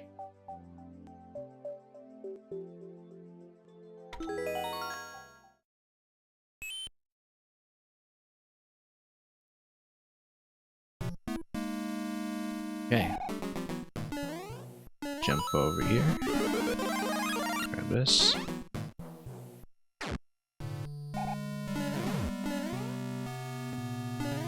let's send ourselves up this way. Pretty clearly just lowering the swamp a little bit at a time. I doubt there's something above it.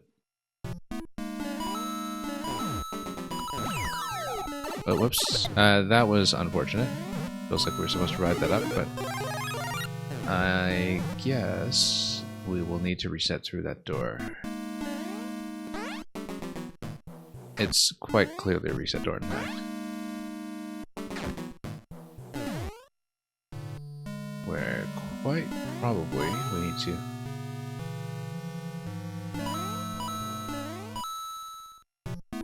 Well, we don't know who's holding the key. If it was the big thwomp, we actually could have just jumped on top of it and hit a POW while it was grounded.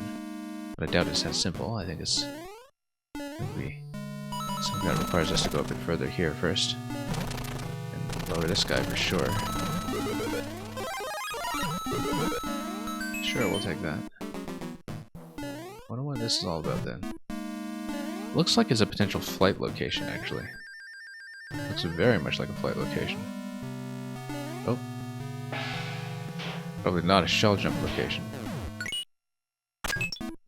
This just matches back here as a way to loop back. And... oh, whoops. No, we'll need to go back for the helmet, I think. Notice that we could just totally take a POW with us here. If, for example, we want to lower this guy and then that's nothing.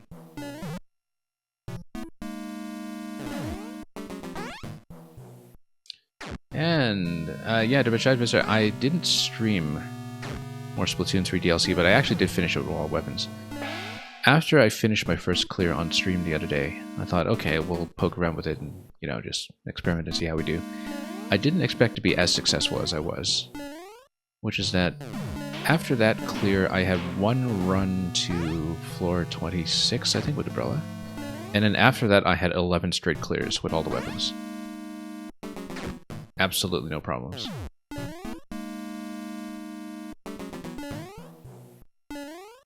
And so, yeah, things just picked up all of a sudden, and I couldn't believe how quickly it came together. I absolutely could not have expected that. But... so yes, I did play it. I have effectively finished it apart from trying to do the clear with no hacks on, which I understand might have a title attached to it.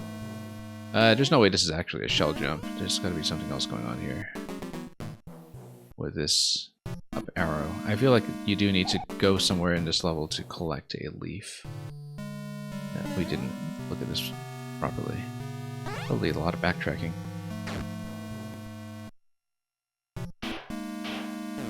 The charger one you missed was the hardest, I see. Yeah. I mean, I was very fortunate with the chips in my last clear as well.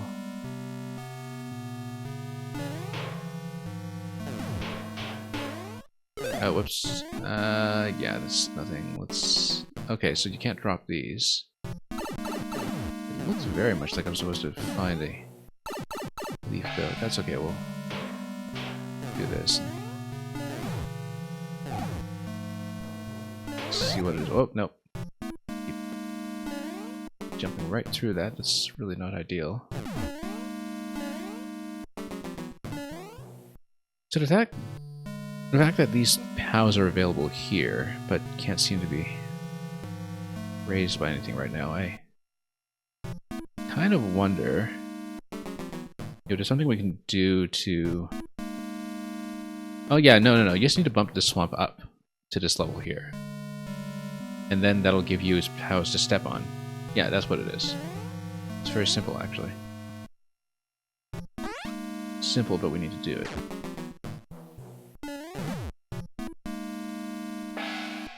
Just too easy because of the hacks being transferred to each weapon. Now you're saying, oh yeah, in terms of just campaign-wide progress. It's not even just the hacks, it's definitely a lot of the map knowledge as well. I mean, obviously, you know, I felt like getting the defensive hack. In terms of getting the armor recharge down especially. And also getting the damage reduction. Those were probably the most consequential, just in terms of raw survivability. And yeah, I guess we fly through this, just bump this guy from below. Not too quickly here. Anything up here? Oh. We guess we'll find out. Oh no, he's not going to go up any further, so... Yeah, there's nothing up there. Anyway. Not too difficult to piece this one together.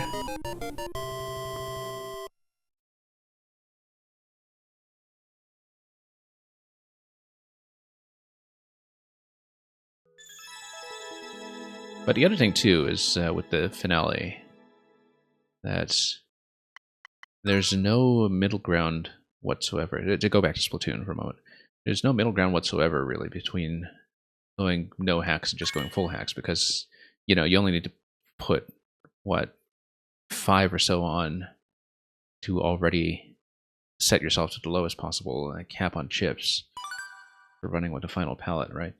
And so if you're going to be reduced to the minimum anyway at that point, you might as well just toss everything on.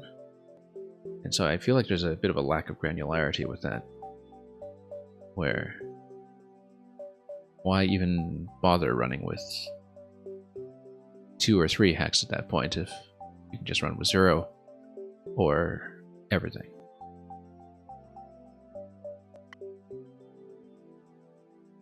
Yeah, because it's definitely optimal just to leave everything on, right? If you're just going for clear. And it turns out that once you have the hacks on, the chips are just not really even that consequential, really.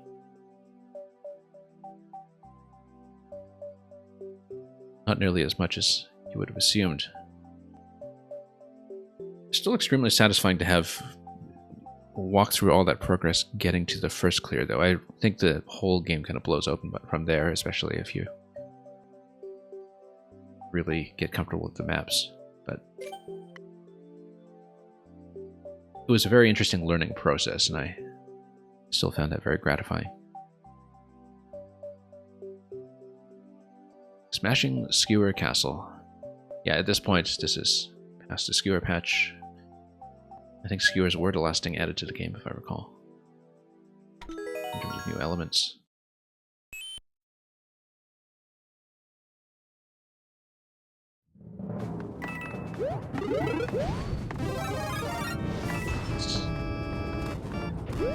Okay, let's just keep going. Everything's actually quite convenient for the first cycle, well, mostly, at this point.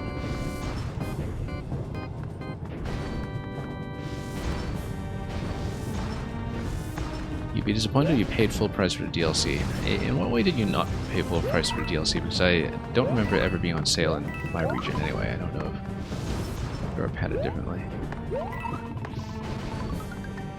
But yeah, I'm very satisfied with it. Like, in terms of total play time, it's pretty...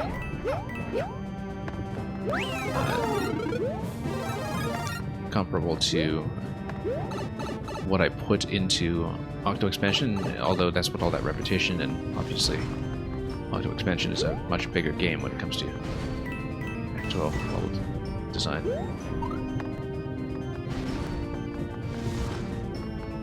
Yeah, no, I was pretty happy with it, to be honest. I don't mind having something with a roguelike format that is not truly infinite. I find that very often it's easy for games like that to always end with burnout instead of ending with a sense of accomplishment. And so it's nice to just, you know, put in a couple of repetitions that draw on your knowledge and then say, I'm done. And I didn't particularly need Side Order to be something that was, you know, truly up to the point that you're just bored with it in a way that many other games in the format can be. Even though other games in the format would, by providing that, be much, much deeper when it comes to the way that difficulty escalates. But I find that I always just, you know, wind up dropping a lot of those out of having too many other things to play anyway. Like how, you know, I played... It's very similar to how, if you've played Hades, Hades has a very satisfying first clear, and then I think it's on the 8th clear that you finally see the end credits. And of course there's a lot more dialogue and other things to collect after that. There are whole systems, I think, that I didn't even interact with up to that point. But I didn't stick around for very many clears past the 8th clear. I found that at that point I felt more or less like I'd seen it.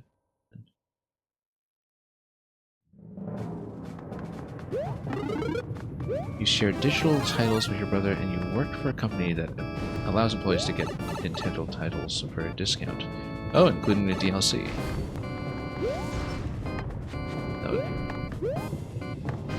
I mean, I guess if, you know, you get the discount in the form of eShop credit or whatever.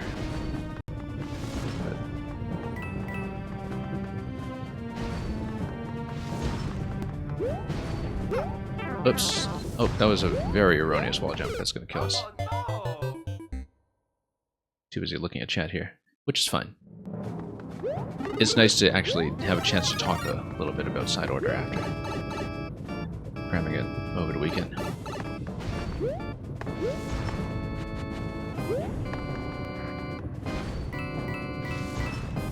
But yeah, I find that a lot of games with sort of a infinite roguelike or roguelike format, whoops, Oh, no. I wind up playing much less of them than I think I'm going to play in theory.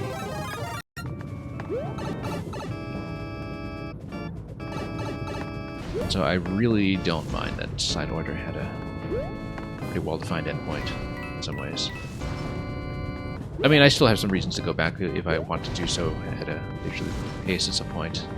If I want to eventually learn Hackless, or if I want to fill in a couple of glass spots in a palette for chips that I never collected. It seemed like during my Splatana run, for instance, I never actually collected any of the Splatana-specific chips. And you can kind of tell by the icons that that's what I'm missing.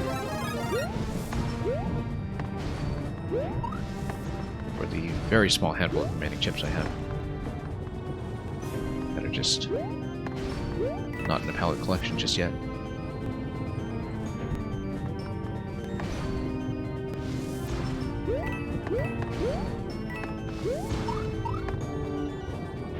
Anyway, yeah, auto-scroll does mean that everything is going to smash up reliably here when it comes to timing.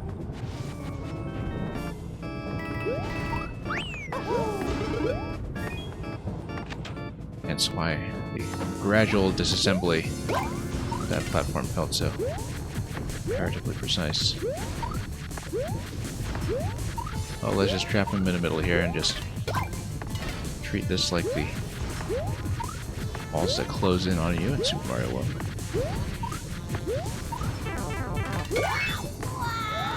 It's gonna be fairly simple. Out we go. Yeah, you can tell a lot of the auto-scroll here is for consistency, and the Junior here at the end is just for the cutscene. Mario's #1. Woohoo! Where you get to dunk him properly.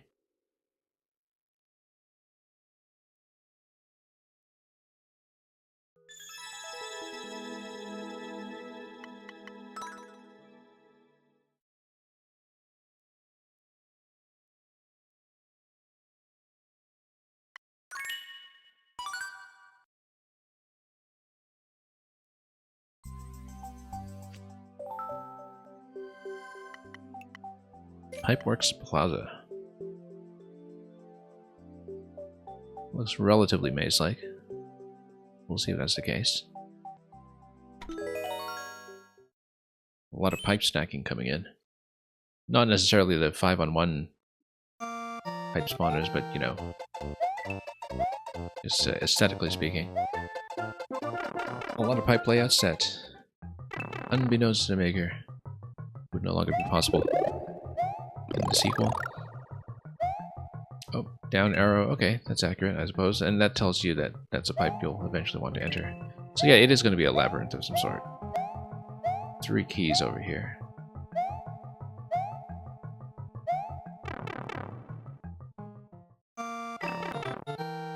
And yeah, nothing that you can go through here yet, but let's try to recall the layout here. And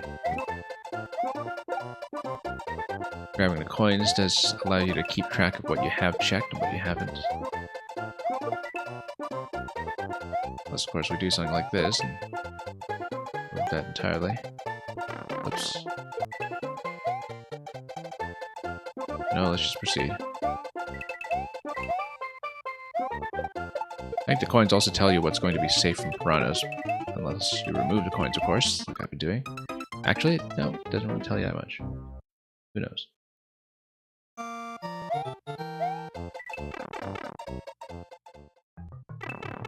Might have to be a bit cautious about it, but let's grab this and go.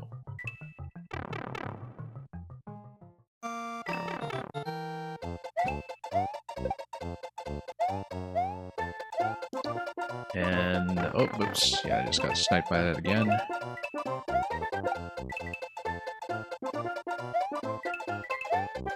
And yeah, the coins do tell you what's safe.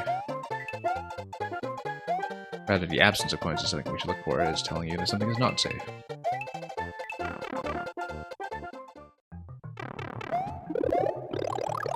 Anyway, here's something new to work with, and I see, the coins are actually going to send you back to the hub one by one. You're not just going to stand here at the hub and pump all these at once, you're going to progress this way instead. We are, of course, going to check this side first. Nothing.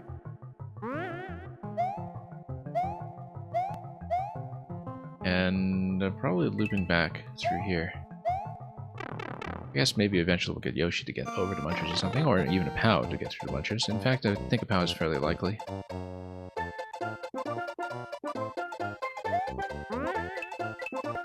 But yeah, this big open zone over here, and eventually progress with a different item selection every time. And yeah, once again, the absence of coins means potential danger. Just trying to pick this up from the side here, but no, you don't go low enough for that.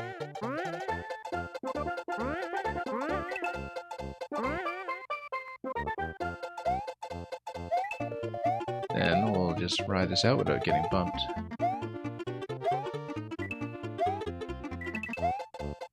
And let's see what we trade up to this time. We trade up to a checkpoint with a feather. I wonder if that implies that it would be possible to damage boost through here. Looks quite possible, although of course we should check flight first. Specifically check flight over here. Nope. And then just stop that. Yeah, that's actually the obvious thing to do. And we want to do so again over here.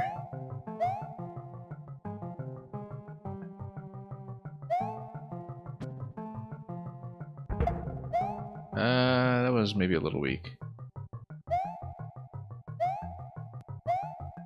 Do we have much of a takeoff point? Let's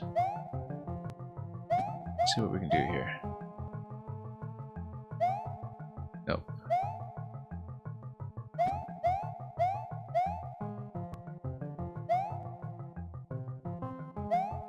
I think we actually do need to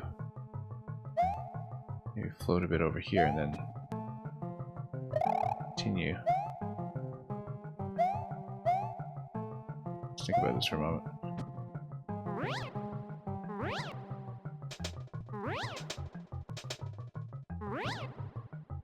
Nope. Let's try to maneuver ourselves over just a little bit further. I mean, there's no way it's a damage boost. Yeah, no, we have to fly across. So we do need to clear that. In which case, we might even want to continue through the pipe first before do anything else there. Let's take a look. Just a matter of finding positioning, I think.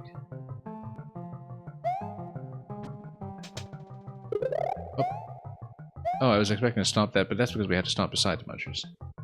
Not on the Munchers. And so we'll need to lose the cape at this point and try this again.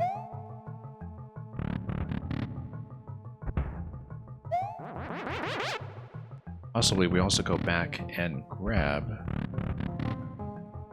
the spring from here. Which would make sense in a way. You can outset it or something. Although, yeah, like despawning it is kind of an issue. We did despawn it.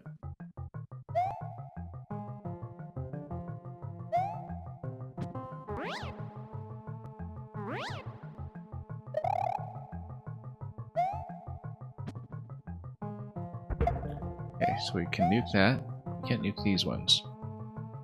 I feel like if we take a spring into this location, we could. So why don't we just land with the cape?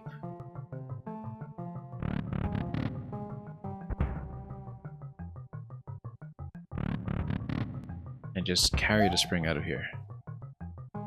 Through here. I feel like that's going to be trouble. Yeah, and the thing is you would lose that anyway because of the despawn, so never mind.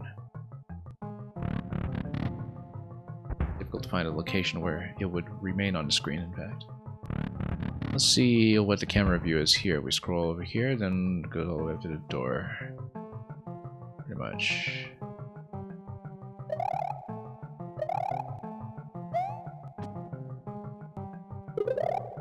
Yeah, no, that's not gonna work. Well, we can slam that, but then...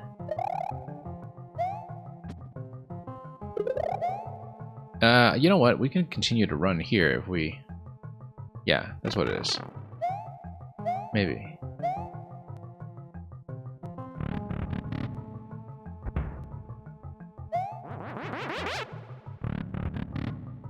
There's something obvious missing.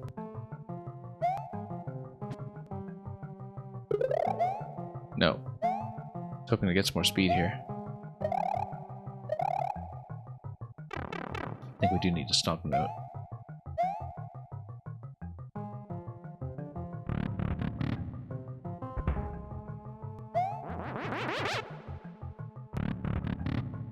It seems like we do need to gain height and fly up on the other side. And...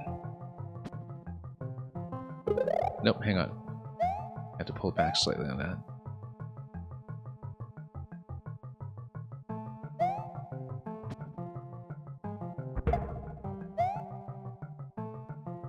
We just need to get a little further on the camera here. Maybe just, you know, sneaking down here and then... Oh, I don't know about that. Looks like we need a bit more running distance in general here.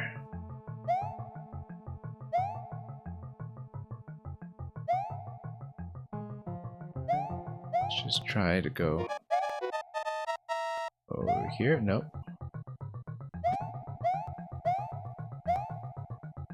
Doesn't seem like we have nearly the speed that I need. No.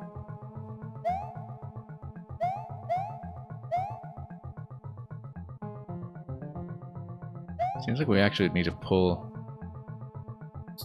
like up through here, maybe. Dive and pull up.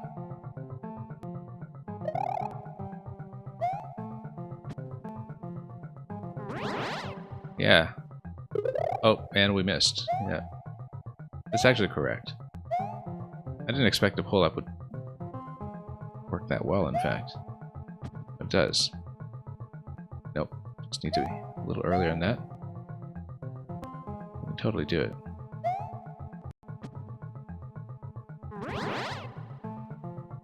And then we were just a little late on that. Okay. Because you do need to convert to the stomp before you go too far. Seems unusually finicky for a level set that has been as easy as this one has been, but we could be missing something critical here. Oh, whoops. Need to position ourselves a little better. Okay. Let's do this again. 13 seconds, we're not going to make it, but... Yeah, you need to pull up a little bit sooner. 5 seconds here, we're not going to see it.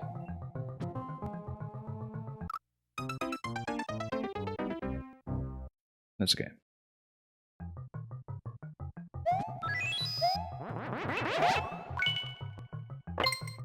Also, the fact that we get one key here tells me that using the spring in conjunction with this is not likely to be the case.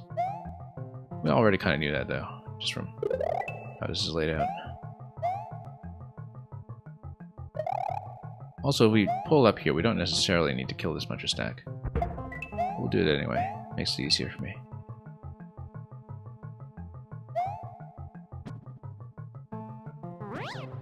Yeah, okay. Well, previously pulled up really nicely there.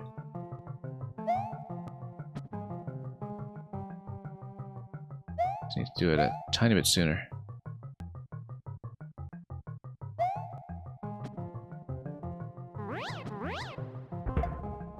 It's okay, we'll just keep doing that. And having taken out the very beginning of that. No. We had a really good pull up. We just need to get back into the dive soon after that. I feel like I am doing it very inelegantly, but you just never know with cape flight what people are asking you to do.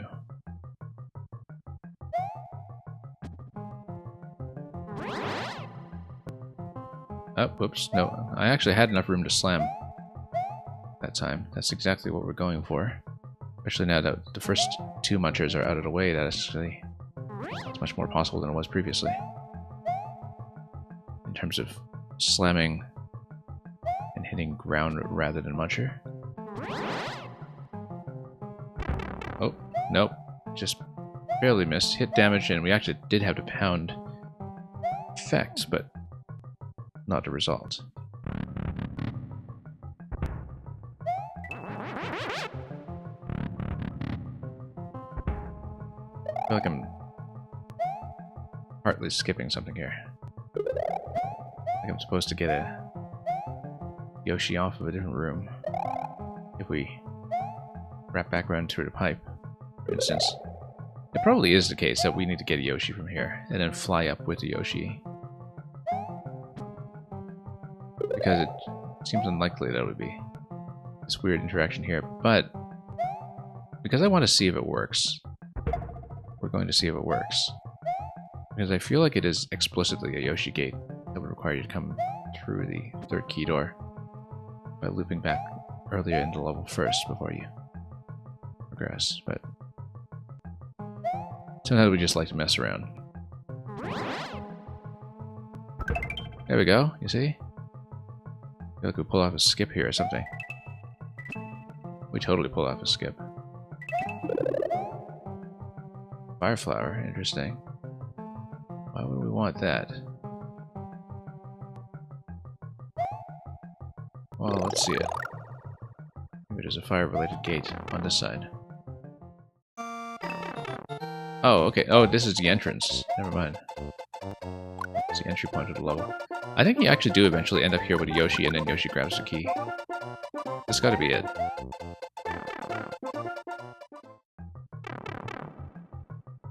That makes a lot more sense in some ways. Then we should think about what the fire flower gets us in terms of next gate.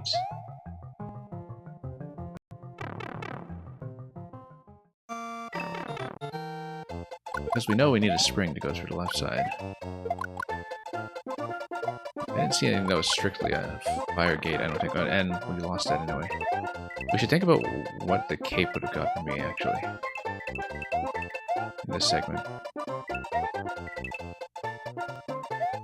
In terms of where a potential flight point could have been.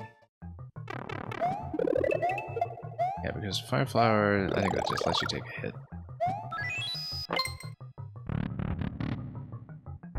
Let's actually swap back to the cape feather. Because I think if you go to the spring side, and then maybe there's a way to progress through the cape on the left side that we didn't see.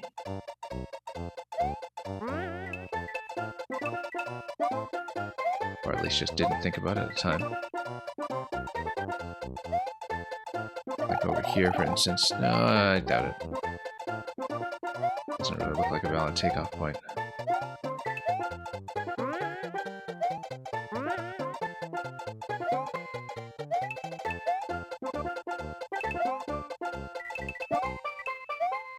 Well, this just wraps around to what we saw previously. Over here. Let's check the right side. Possible even with taking a spring over here, in fact. That is an idea.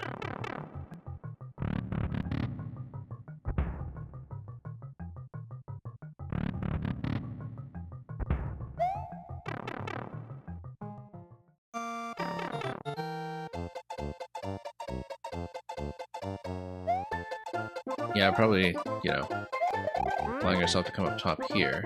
I bet that's it. This is actually pretty clearly a spot that you can run through, and we could have taken the spring up here, but I guess we don't see what that would have been about. Yeah, this is clearly progress, and I'll get me over to the third key door, and whichever item that entails, probably Yoshi. I feel like that's strongly suggested at this point.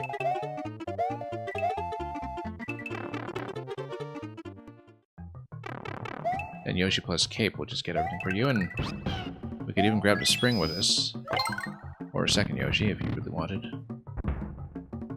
And maybe there's a bonus for doing so, and carrying it through to the end.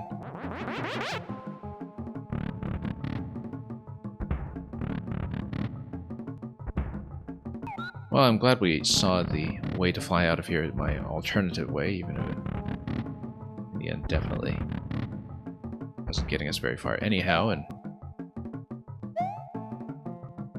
was reasonably protected against.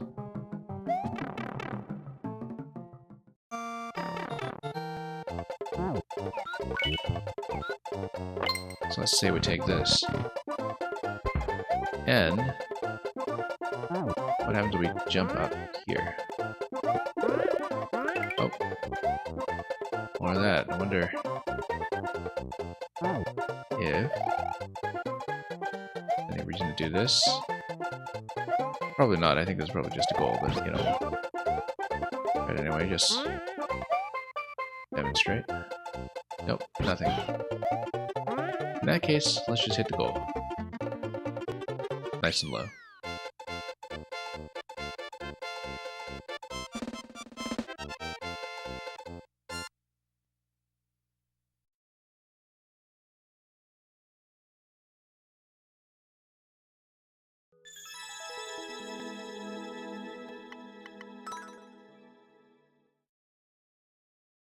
Okay, spent entirely too much time messing around with that one, but well worth it. Just to try a few things.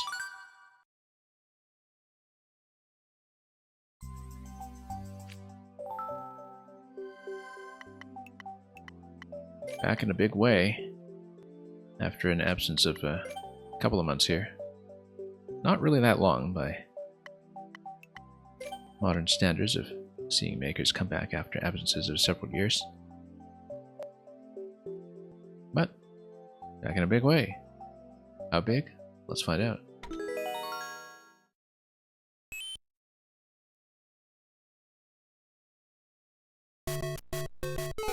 In a way, yeah, this is exactly kind of SMB1 style underground entry, and then we'll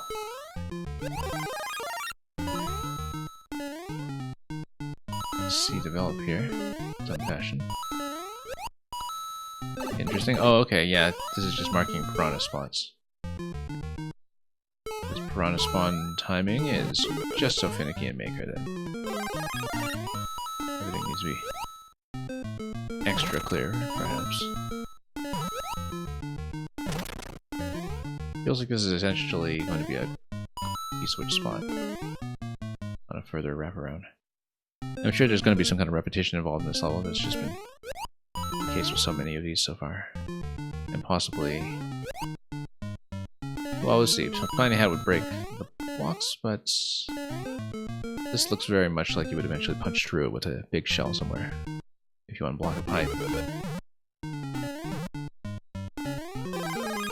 So we'll iterate through this a few times. Gonna send you back in. After faking you out a little bit with how the X is gonna work. Anyway, warp zone. Oh, big mushroom. Okay, that makes sense. I was thinking, yeah, we don't see any big shells and they don't seem like they would get very far anyway, so.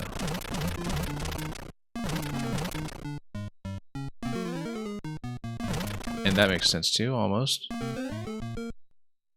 Although, yeah, we'd come up over here. This would open up, but maybe that's not the best idea. This pipe over here would be something we can open, and we have to be careful if we land in some of these segments. think we should go for that pipe specifically. That was in the middle. And of course, we're going to check this side first for some bonuses.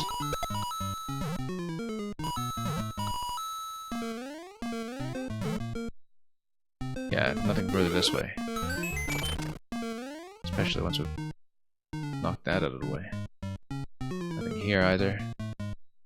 So yeah, it is going to be dropping down to unblock that one pipe that we see in this location. A lot of hard blocks along the way that we need to be careful with.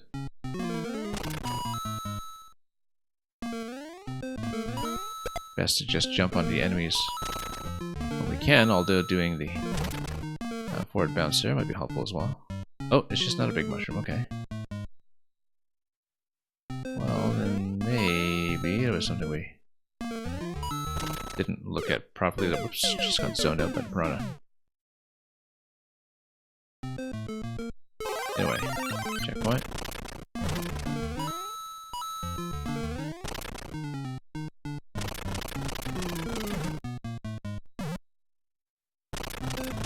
And we'll check whatever we can.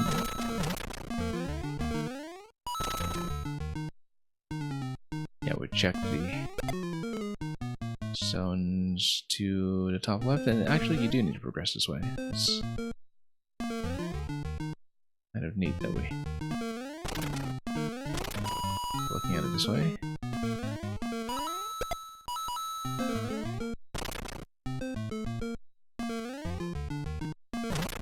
Big mushroom refresh over here. Let's wait on the piranha this time because we do want the locations to be somewhat reliable. Forward a little bit. Oh yeah, no, you just go back to the beginning, you break through the wall. That's what it is. All the way back out to the start, and then you just smash everything. Smash. And stay nice and high if you can. Oh, that's interesting. There's a question block over there. I mean, we just straight up break it, right? So, and then the coin might indicate to me that there's something worth hitting there. Let's maybe create a step ladder or something. Or, well, we can always just break out to the left again. Let's just open this first. And then open it down here. One up, probably. Or just a coin.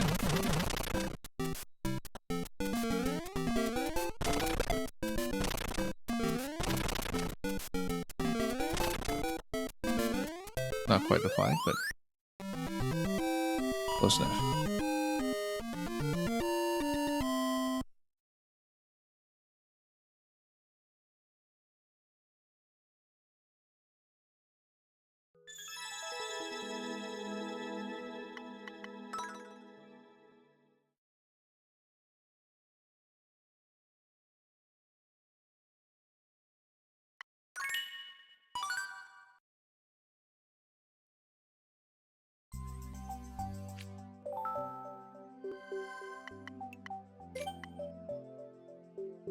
Palace of Power.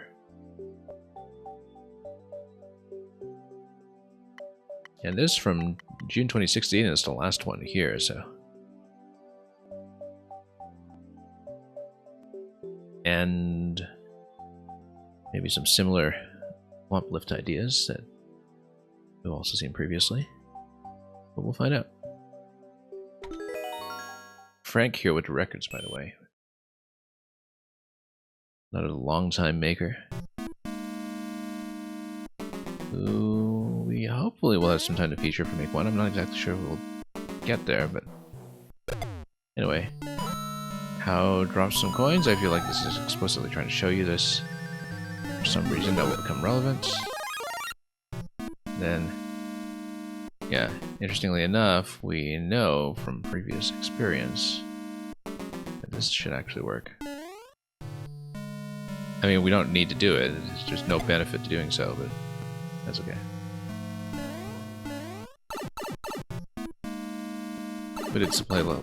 We did play some levels where that was relevant, so.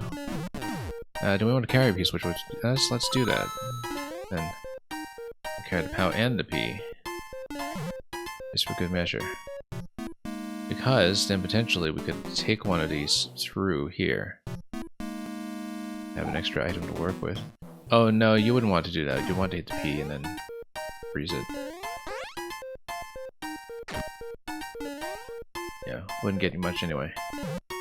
And it's going to be a P switch followed by a double POW stack. Yeah, that's what it is. And we keep hitting the P's. Just to sustain this while we build. That's pretty satisfying. We take another one and walk it through the door. Because why not? Oh, because there's a bind check for objects. Definitely a bit of foresight there.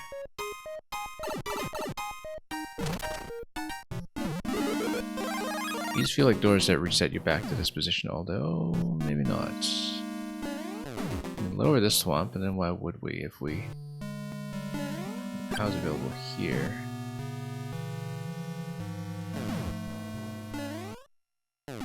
Feels like if we're small, then we're able to just grab the POWs. Why would we want to do that? Because potentially this would lift you way up high, and so we do in fact want to do that if we can.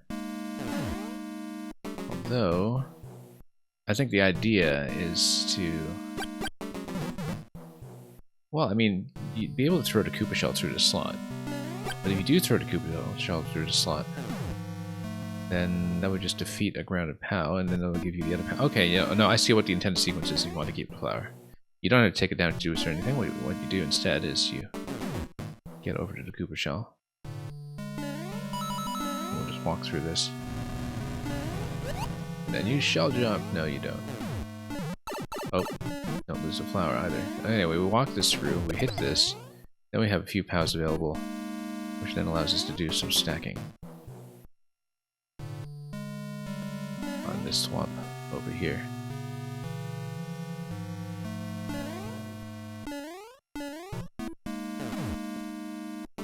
Whoops. We'll need one. So we can take a POW with us. Maybe we could have taken a shell. Either way. We do in fact want to take a POW with us, so we'll get out. I feel like... Yeah, that's fine, that's fine. Because we had 2 additional POWs we can go through that door, but why would we? I'm looking at the shell and wondering if there's a location. Oh yeah, it looks like it's supposed to be a shell ride, actually.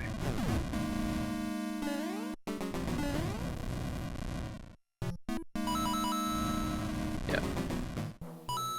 Quite precisely timed to be that, except we would need something too high. Oh, yes, that's right, because it's Maker 1 and the POW is going to stack.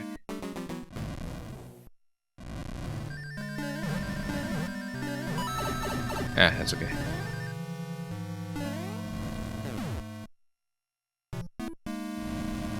Nope. Whoops. Yeah, because if you just run across here, then you just get the POW and then come back. You need to make it back, though.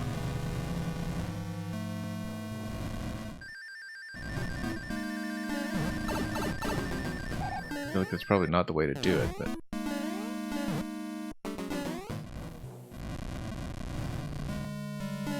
Yeah, because this is Maker 1, the POW should actually stack on top of the shell just fine. No, it doesn't. Oh, I thought it was a soft drop. I don't know why I let go. However, that does get us into a bit of a problem now. Which is that I like the power-up state to make it back here.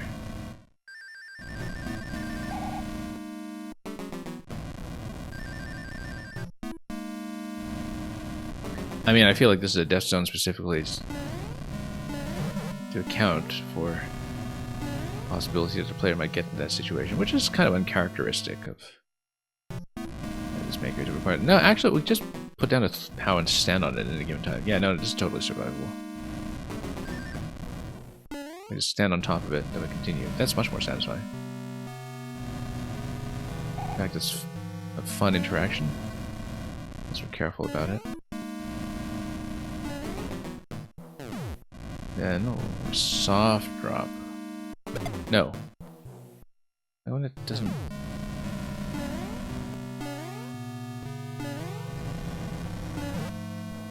Let me think about this for a moment. Totally thought that would work.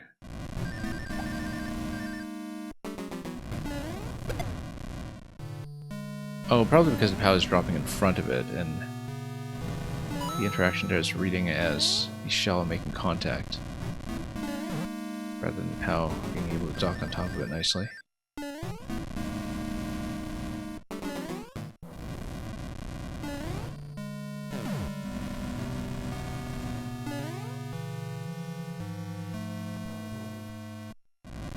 Because I wonder if we can have the POW just slightly later on it. And have it work out. There we go, much better. Oh, no, except we missed it. Nope. Accidentally grabbed it. We had it, too.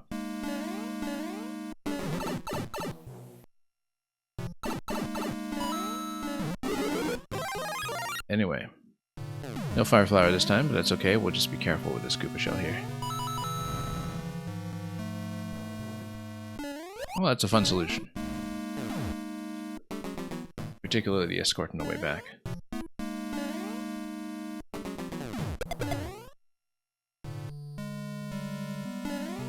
Oh, whoops, nope. Totally wasn't watching that. Now we know that we need 2 POWs.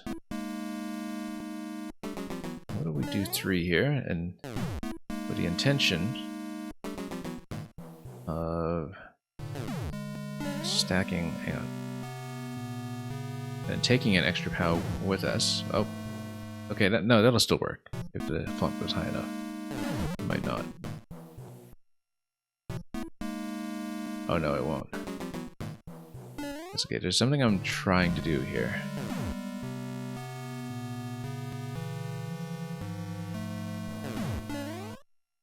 Okay, that's better. Closer to what I'm trying to achieve here. Except it still won't be high enough to do that. No, it won't work. Or will it? Because the idea is that I can try to skip 1 POW. No, because there's still a vine climb on the other side. That's why it's not going to happen. Yeah, in fact, this POW even gives you a clue as to what to do with running way back, where it is going to give you sufficient height over the burners. Oops, no. That's okay, mushrooms.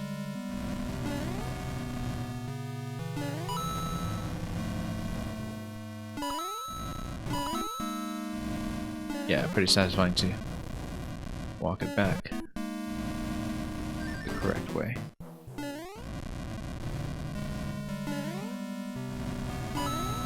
And, yeah, we'll drop this POW just a little bit behind the shell. And now, we'll have an easy ride of it to get out. Saw that solution much earlier, just took a while to execute it.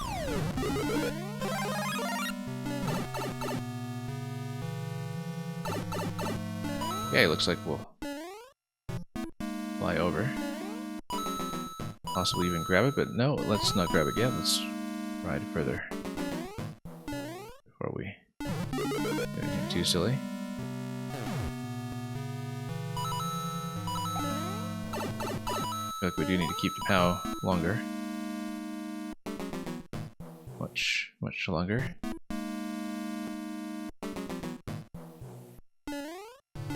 Follow it over here. But we do get a chance to grab it at the end and use it for some good. Like over here, for instance. Didn't even need to grab it necessarily, we could have just hit that from below, but that's alright. Okay. We'll try to do some unstacking here.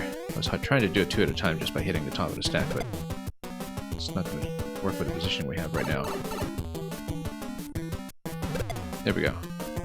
Gotta do those double hits. Or we could just, you know, do it this way. And taking them to power through with us because we can. How? Yeah, well, I mean, if we pow it, then we drop all the coins, and that's how to do it properly. That's it.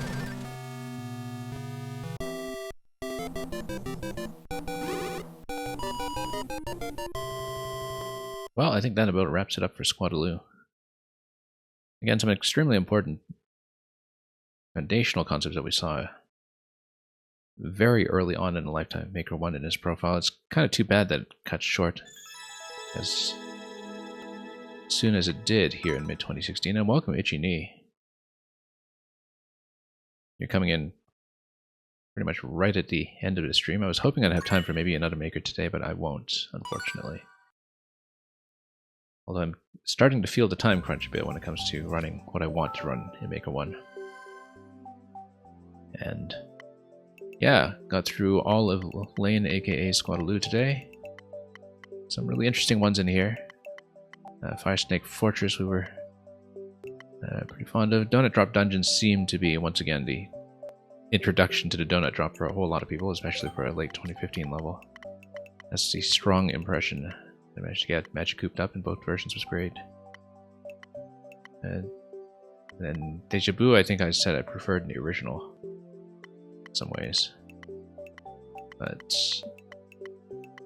yeah, it's definitely a lot of concepts that, you know, kind of feel simple now, but again, a profile that must have made a very strong impression early on. Almost feels like the sort of first half or first act of some of the other profiles that we've been looking at that developed considerably from that point. Now, I do know that Squadaloo has some kind of presence in Maker 2, like I said. I don't think I've played his levels there. But it seemed like there was just a whole lot of potential in this technique that other makers capitalized on later. Whereas this profile kind of dropped off and passed the baton, so some very important material here for sure. And we're happy to have seen it. Like I said, that is all that we will have time for on today's stream. I am trying to be back as often as possible for Maker 1. It might need to start cutting into some of the usual Maker 2 timetable for viewer levels and such delights a little bit as we kind of get into the crunch for the last month or so. Because I've got just this massive roster to get through. And we don't know how long it's going to take.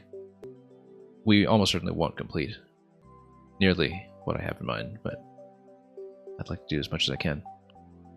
In the meantime, though, we are going to pass you folks off to somebody else today, and we'll be back for as much Maker 1 as possible this week. It'll be, certainly for the weekday streams, all Maker 1 between now and closing. We already took too many days off for Splatoon over the weekend with the release of Side Order last week. And everything else, I think, is just going to get bumped to make room for even more Maker retrospectives. So, thank you once again for watching. We'll be back soon enough, and we'll pass you folks on to somewhere else for today. And we'll determine where that will be. I understand that Team 0%, for instance, has only a little over 400 levels left to go, actually, before there is a clear on every Mario Maker 1 level, including some levels that previously I think only had hacked clears that somebody put together, and which the 0% people want to do properly. So we'll look around at Maker 1 and 2, and we'll scan around to see if there's somebody who would be fun to send you to at this hour. Might even be something completely different, so see you there in just a moment. And thanks again for watching. As always, have a wonderful time with whatever you may be playing or making. And above all, fare thee well.